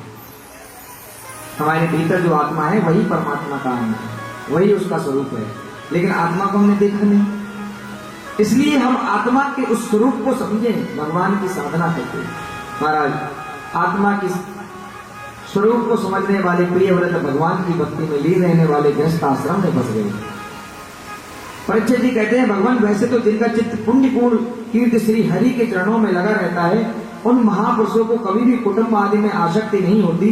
फिर भी मेरे मन में जिज्ञासा है कि कैसे प्रियव्रत ने स्त्री पुत्रादि में आसक्त रहकर भी किस प्रकार सिद्धि प्राप्त कर ली, और कैसे कर ली, और कैसे उनको श्री कृष्ण की प्राप्ति हो गई, उनमें कैसे अविचल आस्था हो गई। तो भगवान मुझे ये कथा सुनाई। महाराज इस प्रकार से सुखदेव जी परीक्षित जी से बोले, राजन राजकुमार प्रियव्रत बड़े महाभागवत थे। नारद जी के चरणों की सेवा करने से उन्हें सहज में ही परमार्थ तत्व का ज्ञान हो गया था, लेकिन प्रियव्रत जैसे ब्रह्म अभ्यास में जीवन बिताने हेतु संन्यास का नियम लेने वाले ही थे कि तभी उनके गुरु के भी गुरु अर्थात ब्रह्मा जी वहां आ गए। महाराज ब्रह्मा जी ने आके कहा कि प्रियव्रत तुमको विवाह कर लेना चाहिए। प्रियव्रत बोले, मैं तो संन्यास लेने जा रहा हूं, आप विवाह की बात बता रहे हैं। बोले नहीं, तुमको संन्यास नहीं लेना चाहिए, क्योंकि सृष्टि का नियम जो है ना, इसका संचालन है वो करना होगा तुम्हें। महाराज प्रियव्रत को बहुत जोर लगाने लगे ब्रह्मा जी। मनु महाराज आ गए। मनु महाराज ने कहा कि तुम तो मेरे पुत्र हो, तुमको तो जो है सृष्टि संचालन में थोड़ा सहयोग करना चाहिए। अरे मैं कह रहा हूं और मेरे भी पिता कह रहे हैं, पिताओं के पिता पितामह कह रहे हैं, तो अब तो सुन लेना चाहिए। अब प्रियव्रत जो है अपने गुरु नारद जी की तरफ देखने लगे। नारद जी बोले, अरे भैया मेरी तरफ का देख रहे हो?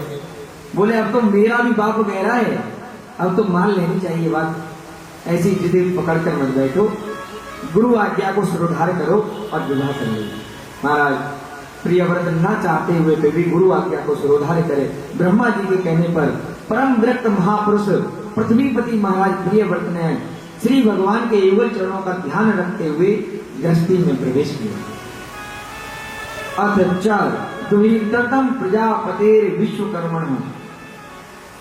ब्रह्मा जी ने प्रियव्रत का विवाह प्रजापति विश्वकर्मा जी की पुत्री वहिष्यमती से कर दिया, जिससे प्रियव्रत को 10 पुत्र हुए, जो बड़े ही गुणशील, शीलवान, कर्मनिष्ठ, रूपवान और तेज पराक्रम आदि में प्रियव्रत के ही समान थे। प्रियव्रत की एक पुत्री भी हुई जिसका नाम ऊर्जस्वती था। प्रियव्रत के जो 10 पुत्र हुए उनके नाम जो है ना वो क्रमशः हैं। पहले का नाम था आग्नेयपुत्र, दूसरे का नाम था इद्मज्वय, तीसरे का नाम था यज्ञवायु और चौथे का नाम था महावीर, पांचवें का नाम था हिरण्यरेखा और धृतपृष्ठ, श्रवण, मेधा, तिथि, वीतहोत्र। ये 10 पुत्र थे। इनमें से कवि और महावीर और श्रवण नैष्टिक ब्रह्मचारी हो गए। इन्होंने बाल्यकाल में ही संन्यास आश्रम को स्वीकार कर लिया। महाराज की दूसरी पत्नी से उत्तम, तामस और रैवत ये 3 पुत्र हुए, जो अपने नाम के पाले मनमंत्र में अधिपति हुए। और मनु हुए। धीरे धीरे महामना प्रियव्रत गृहस्थी की बागदौड़ में उलझते चले गए। आगे आगे चल के बच्चे हो गए, बच्चों के बच्चे हो गए, परिवार की गृहस्थी में ही लग गए। तब उन्हें लगा कि अरे मैं कहाँ फंस गया, अरे मैं तो बहुत बुरा फंस गया इस गृहस्थी में। कहाँ मैं भगवान की वृत्ति के लिए आया था और मैं कहाँ इस गृहस्थी में फंस गया। प्रियव्रत ने अपने एक एक पुत्र को एक एक द्वीप का राजा बनाया और प्रियव्रत ने अपनी पुत्री उज्जस्वती का विवाह शुक्राचार्य जी से कर दिया, जिससे उनसे सुकन्या देवयानी आदि का जन्म हुआ।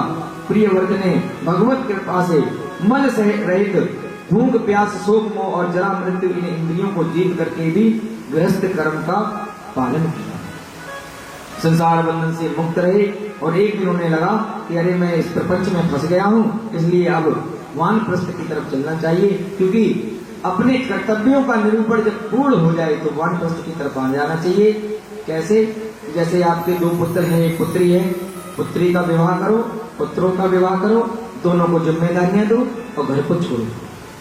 ये नियम था सनातन संस्कृति में। महाराज साधना में लीन होने के लिए प्रियव्रत सोचने लगे कि मैं कहाँ फंस गया, ये तो माया ही माया है, ये भगवान की माया तो बड़ी ही निकृष्ट है, हमको कहाँ फंसा के रखा है। मैं तो इस माया के बंधन में फंस करके इस माया के चक्कर में मूर्ख बंदर की भांति नाचने लगा हूं। ये माया जो है ना, ये हम सबको नचाती है। कैसी नचाती है? संतों ने कहा कि माया क्या है? ये माया है नर्तकी। नर्तकी जानते हैं ना? नर्तकी किसे कहते हैं? नर्तकी कहते हैं नृत्यांगना को। शादियों में अपने जौनपुर साइड में देखो, उधर शादी बारातों में लड़कियों को नाचने के लिए बुलाया जाता ना, पैसे देके, उनको नृत्यांगना कहते हैं। वो जो नृत्यांगना होती है ना, वो जब नाचती हैं तो बारात में सबको नचवा देती हैं साथ में। उनके नाच को देख के सब नाचने लगते हैं। यही माया का काम है। माया खुद तो नाचती है और सबको नचाती है अपने बस में करके। इसलिए संतों ने माया को नर्तकी कहा है। लेकिन इस माया से बचने का उपाय क्या है? इस माया से बचने का उपाय भी तो होगा।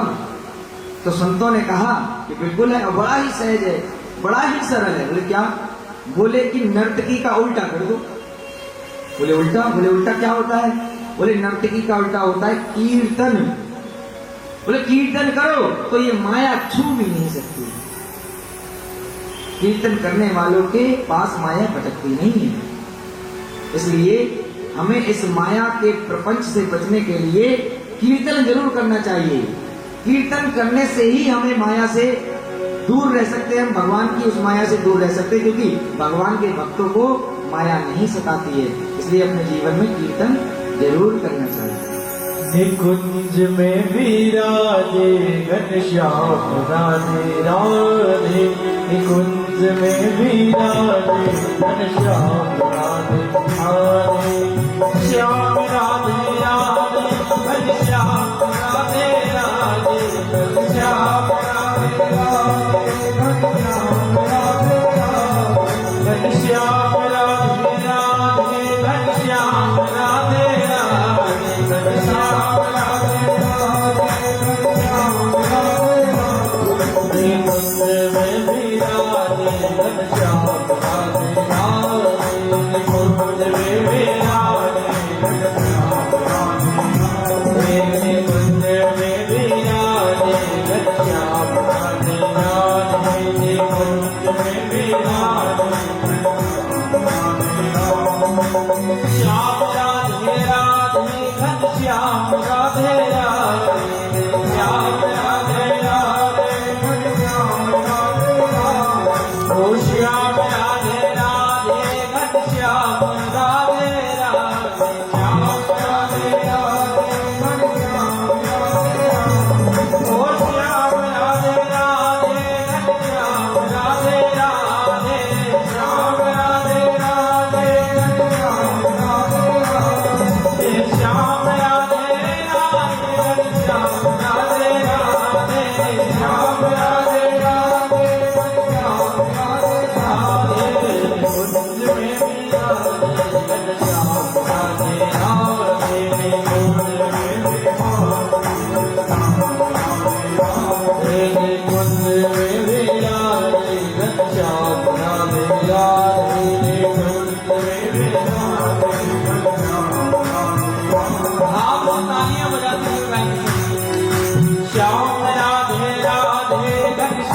राधे राधे श्याम राधे राधे घनश्याम राधे राधे ओ श्याम राधे राधे घनश्याम राधे राधे श्याम राधे राधे घनश्याम राधे राधे श्याम राधे राधे घनश्याम राधे राधे श्याम राधे राधे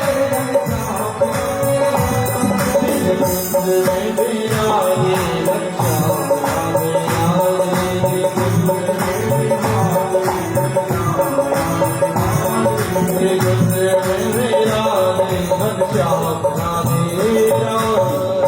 बोलिए सच्चिदानंद भगवान की जय जय श्री राधे।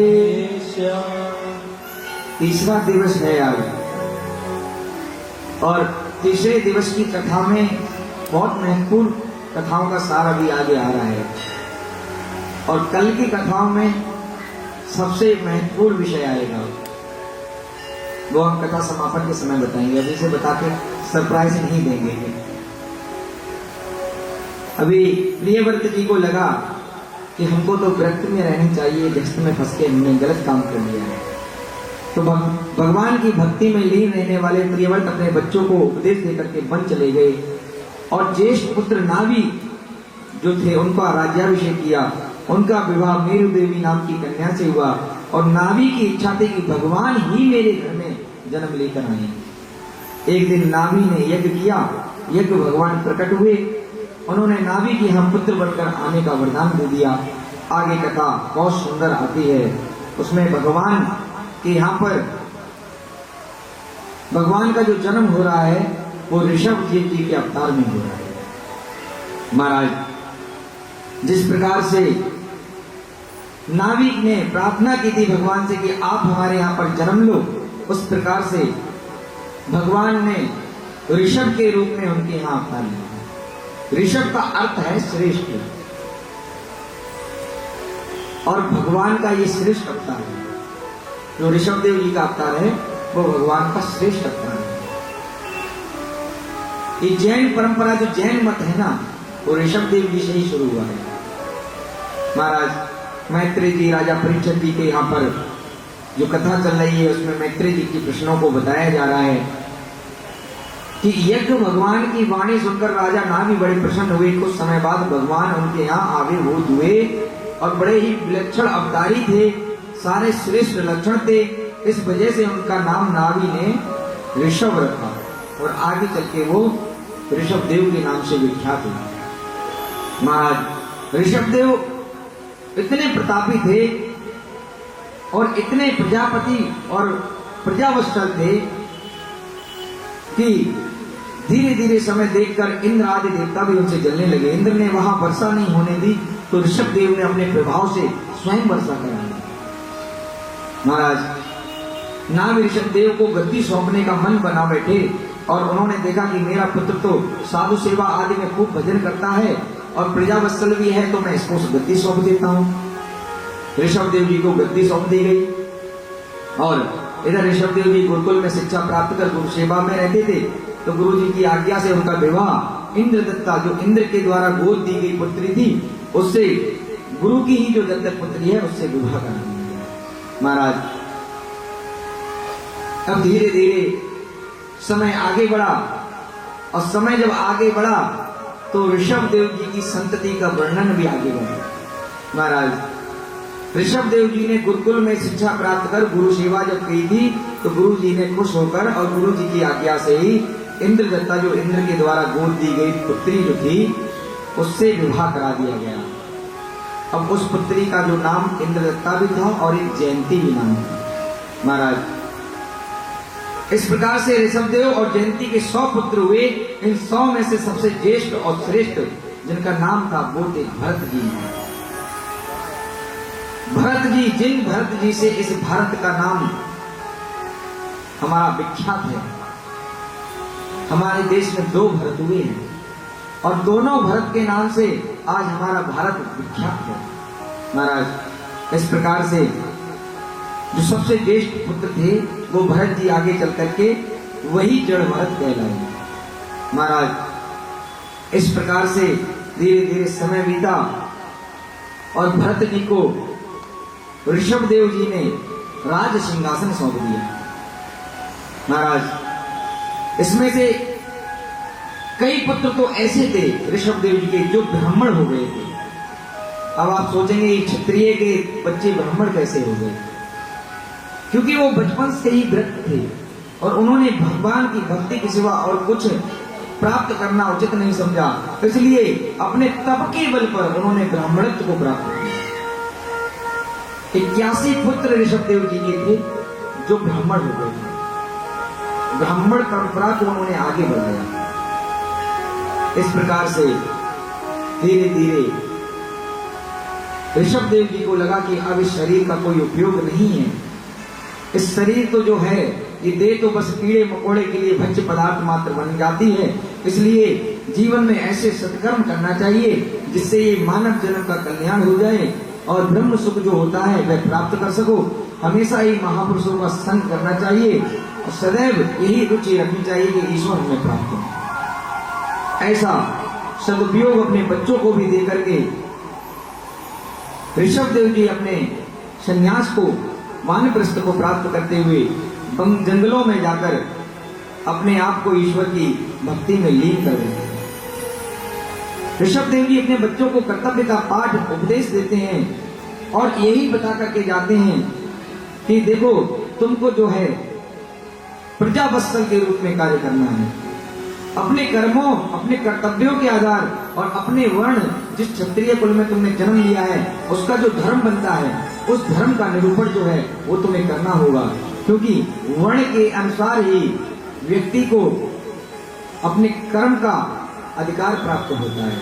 महाराज, परमहंस ऋषावतार की कथा ये जो आप सुन रहे हैं ना, ऋषभ देव जी ने ऐसे ऐसे ज्ञान को दिया है कि यदि आज मैं सुनाने के लिए बैठ जाऊं तो महीनों पूरे हो जाएंगे, लेकिन कथा पूरी नहीं होती।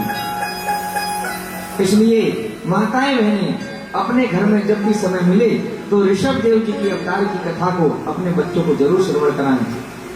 खासकर गर्भवती स्त्रियां ऋषभ देव जी की कथा जरूर सुनें। बताते हैं कि जो ऋषभ देव जी की कथा गर्भवती स्त्रियां सुनती हैं, उनके गर्भ से भरत जैसे महावीर बलशाली योद्धा जैसे वीर पुरुष ही पैदा होते हैं। महाराज, इस प्रकार से आगे कथा आती है कि ऋषभ देव जी भरत जी का राज्याभिषेक कर गए थे तो राजा भरत बड़े ही महाभागवत थे। उन्होंने अच्छे से राज्य किया। फिर पूर्व परंपरा के अनुसार देवी राजपाट त्याग करके वन चले गए और उन्होंने वहां पर उलह आश्रम में निवास किया। वे सिर्फ कंद मूल फल खाया करते थे और कुछ नहीं खाते थे। राजा भी थे और ऋषि भी हो गए थे। अब भरत जी ऋषि हो गए, इसलिए उनको राज ऋषि कहा गया। राज ऋषि जो क्षत्रिय होता है, जो ऋषि बन जाता है, जो राजा होता है वो ऋषि बन जाता है, उसको राज ऋषि कहा जाता है। हमारे यहाँ सनातन संस्कृति में 3 ऋषियों का बहुत विशेष महत्व है। देव ऋषि जो नारद जी हैं, फिर हैं ब्रह्म ऋषि जो वशिष्ठ जी हैं और विश्वामित्र जी हैं। इसके बाद में तीसरा नाम आता है राज ऋषि का। इससे पहले राज ऋषि हुआ करते थे विश्वामित्र जी, क्योंकि वो राजा भी थे ऋषि भी थे, लेकिन बाद में वो ब्रह्म ऋषि को प्राप्त हो गए थे। महाराज, इस प्रकार से राज ऋषि भरत जी जंगलों में रहकर के, वनों में रहकर के, कुटी में, आश्रम में रहकर के भगवान की भक्ति करने लगे। भरत की तपस्या में कोई भी कमी नहीं थी, लेकिन एक दिन तपस्या जब कोई करता है ना तो कोई ना कोई कमी तो हो जाती है। जब ऋषि लोग तपस्या करते थे तो उनकी तपस्या में विघ्न डालने के लिए कभी दैत्य, कभी राक्षस, कभी प्रेत और कभी इंद्र की अप्सराएं आ जाया करती थी। आपने सुना होगा ना कि विश्वामित्र जी तपस्या कर रहे हैं तो इंद्र की अप्सरा आके नाचने लगी, अपने अंग का प्रदर्शन करते हुए उनको मोहित करने लगी और उनकी तपस्या बंद हो गई। लेकिन यहाँ जड़ भरत जी, जो भरत जी ऋषि भरत जी बैठे हुए हैं, इनकी तपस्या में कोई अप्सरा नहीं आई, कोई दैत्य, कोई राक्षस नहीं आया। इनकी तपस्या में एक हिरनी आ गई। हिरनी महाराज जब वे तपस्या में बैठे हुए थे तो एक हिरनी नदी में जल पीने के लिए आई। वो गर्भवती थी, वहां पास में ही एक सिंह सो रहा था, और जैसे ही उसने जल पिया तो पानी की कलकल की आवाज आई। पानी की आवाज से शेर उठ के जाग गया और शेर ने एक ऊंची सी दहाड़ मारी। शेर की दहाड़ इतनी भयंकर थी तो पूरे जंगल में गुंजायमान हो गई। महाराज शेर की आवाज को सुनकर हिरनी को लगा कि शेर मेरे ऊपर आक्रमण करने आ रहा है, मैं अपने गर्भ में अपने शावक को कैसे बचाऊं। ये सोच करके हिरनी ने आओ देखा न ताओ देखा और लंबी चौड़ी नदी को छलांग लगा दी। महाराज एक माँ अपने बच्चे के सुरक्षा के कितने मानकों को मानती है, कितने मानकों को अपनाती है। अपने बच्चे को बचाने के लिए उसने छलांग लगाई, लेकिन होनी कुछ और ही थी कि उसका गर्भ वहीं पर स्खलित हो गया। वो हिरनी इतनी लंबी छलांग लगा रही थी, उसी समय उसका गर्भ जो है नदी में गिर गया और वो नदी के पार जाके गिरी। अब पार गिरने से उसके सीने पर और पेट में काफी चोट लगी थी, लेकिन हिरनी ने फिर भी अपने बच्चे के प्रेम और वात्सल्य को देखते हुए जैसे नदी में देखा बच्चा डूब रहा है, तो इस तड़पण में हिरनी ने अपने प्राणों को छोड़ दिया। हिरनी तो मर गई अब, लेकिन यहाँ पर भरत जी जो नदी में स्नान करने के लिए आ रहे थे तो उन्होंने देखा कि एक शावक हिरनी का बच्चा है, नदी में डूब रहा है। अब संत हृदय नवनीत समाया, संत का हृदय तो बड़ा ही निर्मल होता है ना, तो संत ने सोचा कि अरे इस हिरनी के बच्चे को बचा लेते हैं।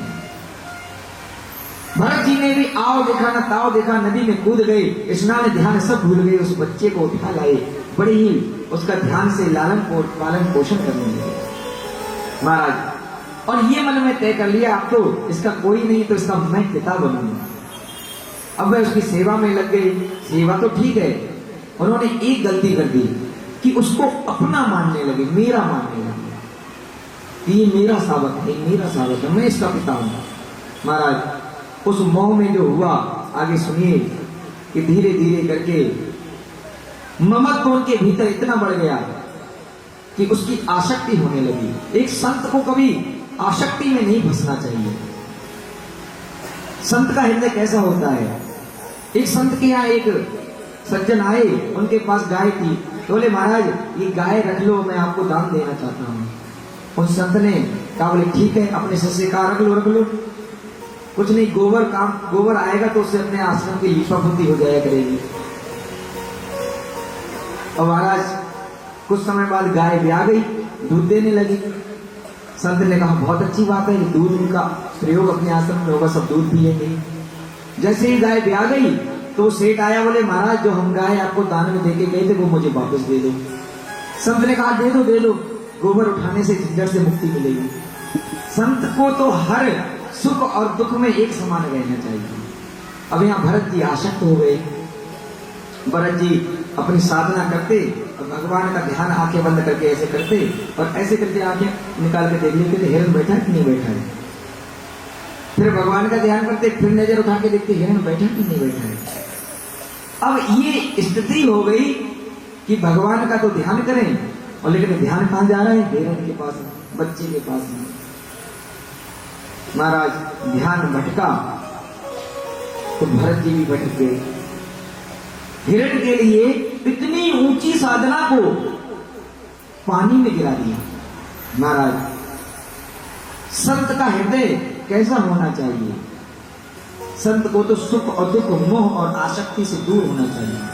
संत की एक परिभाषा है कि सुख सदा रहता नहीं, सुख सदा रहता नहीं, दुख का भी जग में अंत है, यह सोच के नित चित्त में विचलित न होता संत है। संत सुख और दुख से विचलित नहीं होते महाराज। इसलिए कहा गया है कि मन के ऊपर कभी भरोसा नहीं करना चाहिए। अब भरत जी रोज उसी में आसक्त रहने लगे और जब जिसमें व्यक्ति की आसक्ति हो जाती, कहते हैं कि अंत समय भी अगर उसी की आसक्ति रही तो जन्म भी उसी का मिलेगा। कहते ना अंते नारायणे स्मृति ही, अंते या मति सा गति में वेद। जीवन में अंत समय में जिसका चिंतन होगा उसी को व्यक्ति प्राप्त होगा। ईश्वर का चिंतन करेगा तो ईश्वर को प्राप्त होगा। पुत्र पुत्रादि के चिंतन में रहेगा तो उसी को प्राप्त होगा। जानवर पशु के जो है ध्यान में रहेगा तो उसी को प्राप्त होगा। महाराज अब भरत जी देख रहे थे कि मेरा शावक एक दिन नदी स्नान करने गए तो शावक को आश्रम पर छोड़ गए। स्नान करके लौट के आए तो वहां से आश्रम के पास से हिरणों का झुंड निकला। तो वो शावक उन्हीं में मिल गया और चला गया। भाई वो तो अपनी जमात में मिल गया जाके, भाई उसकी अपनी जाति के लोग मिल गए तो चला गया। मनुष्यों से पशु का इतना ज्यादा वो थोड़ी नहीं लगा। जब अपने स्वभाव के लोग मिल गए तो उसमें चला गया महाराज। इस प्रकार से जब वो शावक चला गया, लेकिन यहाँ भरत जी आसक्ति लेकर गए।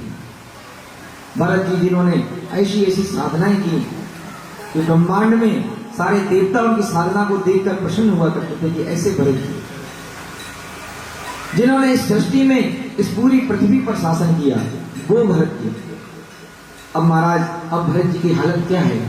अब देखिए, भरत जी आए और रोने लगे, बिलखने लगे। हाय मेरा शावक कहाँ चला गया, मेरा हिरण कहाँ चला गया, अरे मैं उसके बिना कैसे रहूंगा। हाय कहीं उसको शेर तो नहीं उठा ले गया, कहीं कोई सियारों ने तो हमला नहीं कर दिया। मेरा शावक मेरा शावक मेरा शावक, ऐसे करते करते तड़पने लगे। और तड़पते तड़पते पूरा ध्यान उसी में लगाते लगाते उनके प्राणों का अंत हो गया। गोविंदाय नमो नमः। भरत जी जिन्होंने अपने जीवन में इतनी बड़ी साधना की, लेकिन अंत समय में ईश्वर का नाम नहीं लेते, कितने दुख की महाराज। मोह से रहित रहने वाले मोह में फंस गए। अब ये हुआ कि समय बीता तो हिरण की आसक्ति को लेकर मरने वाले राज ऋषि भरत जी को जन्म भी एक हिरण के रूप में मिला। अब जब हिरण के रूप में जन्म मिला तो बड़ी परेशान रहने लगे। हाय ये मैंने कितना बड़ा पाप किया, क्योंकि भरत जी की साधना इतनी मजबूत थी कि उनको अगर 100 जन्म लेंगे ना तो भी उनको अपने हर जन्म की याद बनी रहेगी। इतनी शक्तियां थी उनके पास। अब भरत जी ने सोचा कि मैंने कितना बड़ा पाप किया, मैं आसक्ति में फंस गया। इतनी बड़ी साधना करने के बाद भी मैं भगवान को भूल गया और एक हिरण में अपना मन लगाए बैठा। महाराज अब भरत जी को लगा कि अब तो भगवान का चिंतन कर लो जल्दी जल्दी से, क्योंकि भगवान का चिंतन तो वैसे वास्तविकता देखा जाए तो एक ही प्राणी को करने को मिला है, मनुष्य को। मनुष्य को आजादी है भगवान की भक्ति करने की। बाकी और जानवर तो कोई बोल नहीं पाता ना भगवान का नाम। समय बीता, भरत जी भगवान का ध्यान करने लगे। ध्यान करते करते जब वो हिरण के शरीर को छोड़ा उन्होंने, तो भगवान ने अब की बार से उनको जन्म एक ब्राह्मण के घर में दिया, क्योंकि अंत समय वो भक्ति में लीन रहे। और अब उन्होंने सोच लिया भरत जी ने कि अब ब्राह्मण के घर में मेरा जन्म हुआ है, तो अब हमको मोह और आसक्ति से रहित रहना चाहिए, कहीं इस संसार में मैं दोबारा से ना फंस जाऊं। इसलिए अपने आप को कुछ ऐसा बना लेना चाहिए कि कोई मुझे संसार में फंसाने का प्रयास न करे। तो भरत जी ने क्या प्रयास किया?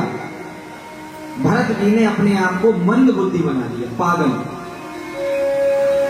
हरकतें ऐसी करने लगे, थे नहीं पागल, लेकिन कोई कुछ भी कहता उसका उल्टा जवाब देने लगे। नंगे शरीर के साथ रहने लगे। सर्दी में सारे कपड़े उतार देते तो गर्मी में रजाई ओढ़ लेते थे। तो लोगों ने समझ लिया हाँ ये पागल है। बोले अब तो इसको छोड़ो, इसका कौन विवाह करेगा। भाई बाप भी तो नहीं चाहेगा ना कि विवाह करा दे। बाप ने पढ़ने के लिए भी भेजा तो खूब विद्या आरंभ, भाई ज्ञान तो पहले से ही था, लेकिन विद्यालय से पढ़ने के बाद में आए तो पिता ने पूछा बेटा गायत्री मंत्र सुनाना, तो गायत्री मंत्र कोई उल्टा सुनाने लगे, जबकि सब पता था उनको। लेकिन पिता को लगा कि ये तो पागल है, तो उस पर थोड़ा अनुग्रह ज्यादा रहा पिता का, क्योंकि बच्चा कैसा भी हो माँ और पिता के लिए तो बहुत प्यारा और दुलारा होता है। महाराज काला कलूटा बच्चा हो ना तो माँ उसे भी बहुत प्यार करती है, कैसा भी बच्चा हो। तो माँ बाप ने सोचा कि अब ये तो ऐसा ही है, तो इसके ऊपर जो है भाइयों का प्रेम बना रहे, अपने पुत्रों को बताया कि भाई भरत का ख्याल रखना। समय बीता और धीरे धीरे थोड़े बड़े हुए भरत जी, तो भरत जी के और भाई थे, सबका विवाह हो गया, भाभियां आ गई घर में। तो भाभियों ने आके कहा, बोले अरे ये देखो हट्टा कट्टा सा मोटा मोटा होता चला जा रहा है, पता नहीं कितनी रोटियां खाता है। हमारे पति जो हैं उनको हम मेवा काजू और बादाम का हलवा खिलाते हैं, ये तो बेचारे मोटे हो नहीं पाते हैं, और ये निठल्ला सा पड़ा रहता है, ये मोटा होता चला जा रहा है। अपने पतियों से कहा, अरे इससे कुछ काम करवाओ ना, पागल सा पड़ा रहता है। तो भाइयों ने भी सोचा, हाँ खाली तो पड़ा रहता है, चलो काम पे लगा देते हैं। तो कहा ऐसा करो भरत, तुम खेतों में जाओ, खेत की रखवाली करो, क्योंकि दाना बो के आए थे। भरत जी खेतों में गए, एक वृक्ष के नीचे बैठ गए, देखा कि चिड़ियां जो हैं दाना चुग रही हैं। अब भरत जी ने देख लिया कि दाना चिड़ियां चुग रही हैं। भरत जी कहने लगे कि राम ही की चिड़िया, राम ही का खेत, अरे खाओ रे चिड़ियों भर भर पे। राम जी की चिड़िया, राम जी का खेत, खाओ रे चिड़िया भर भर पे। राम जी की चिड़िया, राम जी का खेत, खाओ रे चिड़िया भर भर पे। राम जी की चिड़िया, राम जी का खेत, खाओ रे चिड़िया भर भर पे। खाओ रे चिड़िया भर भर पे, खाओ रे चिड़िया भर भर पे। खाओ रे चिड़िया भर भर पे, खाओ रे चिड़िया भर भर पे।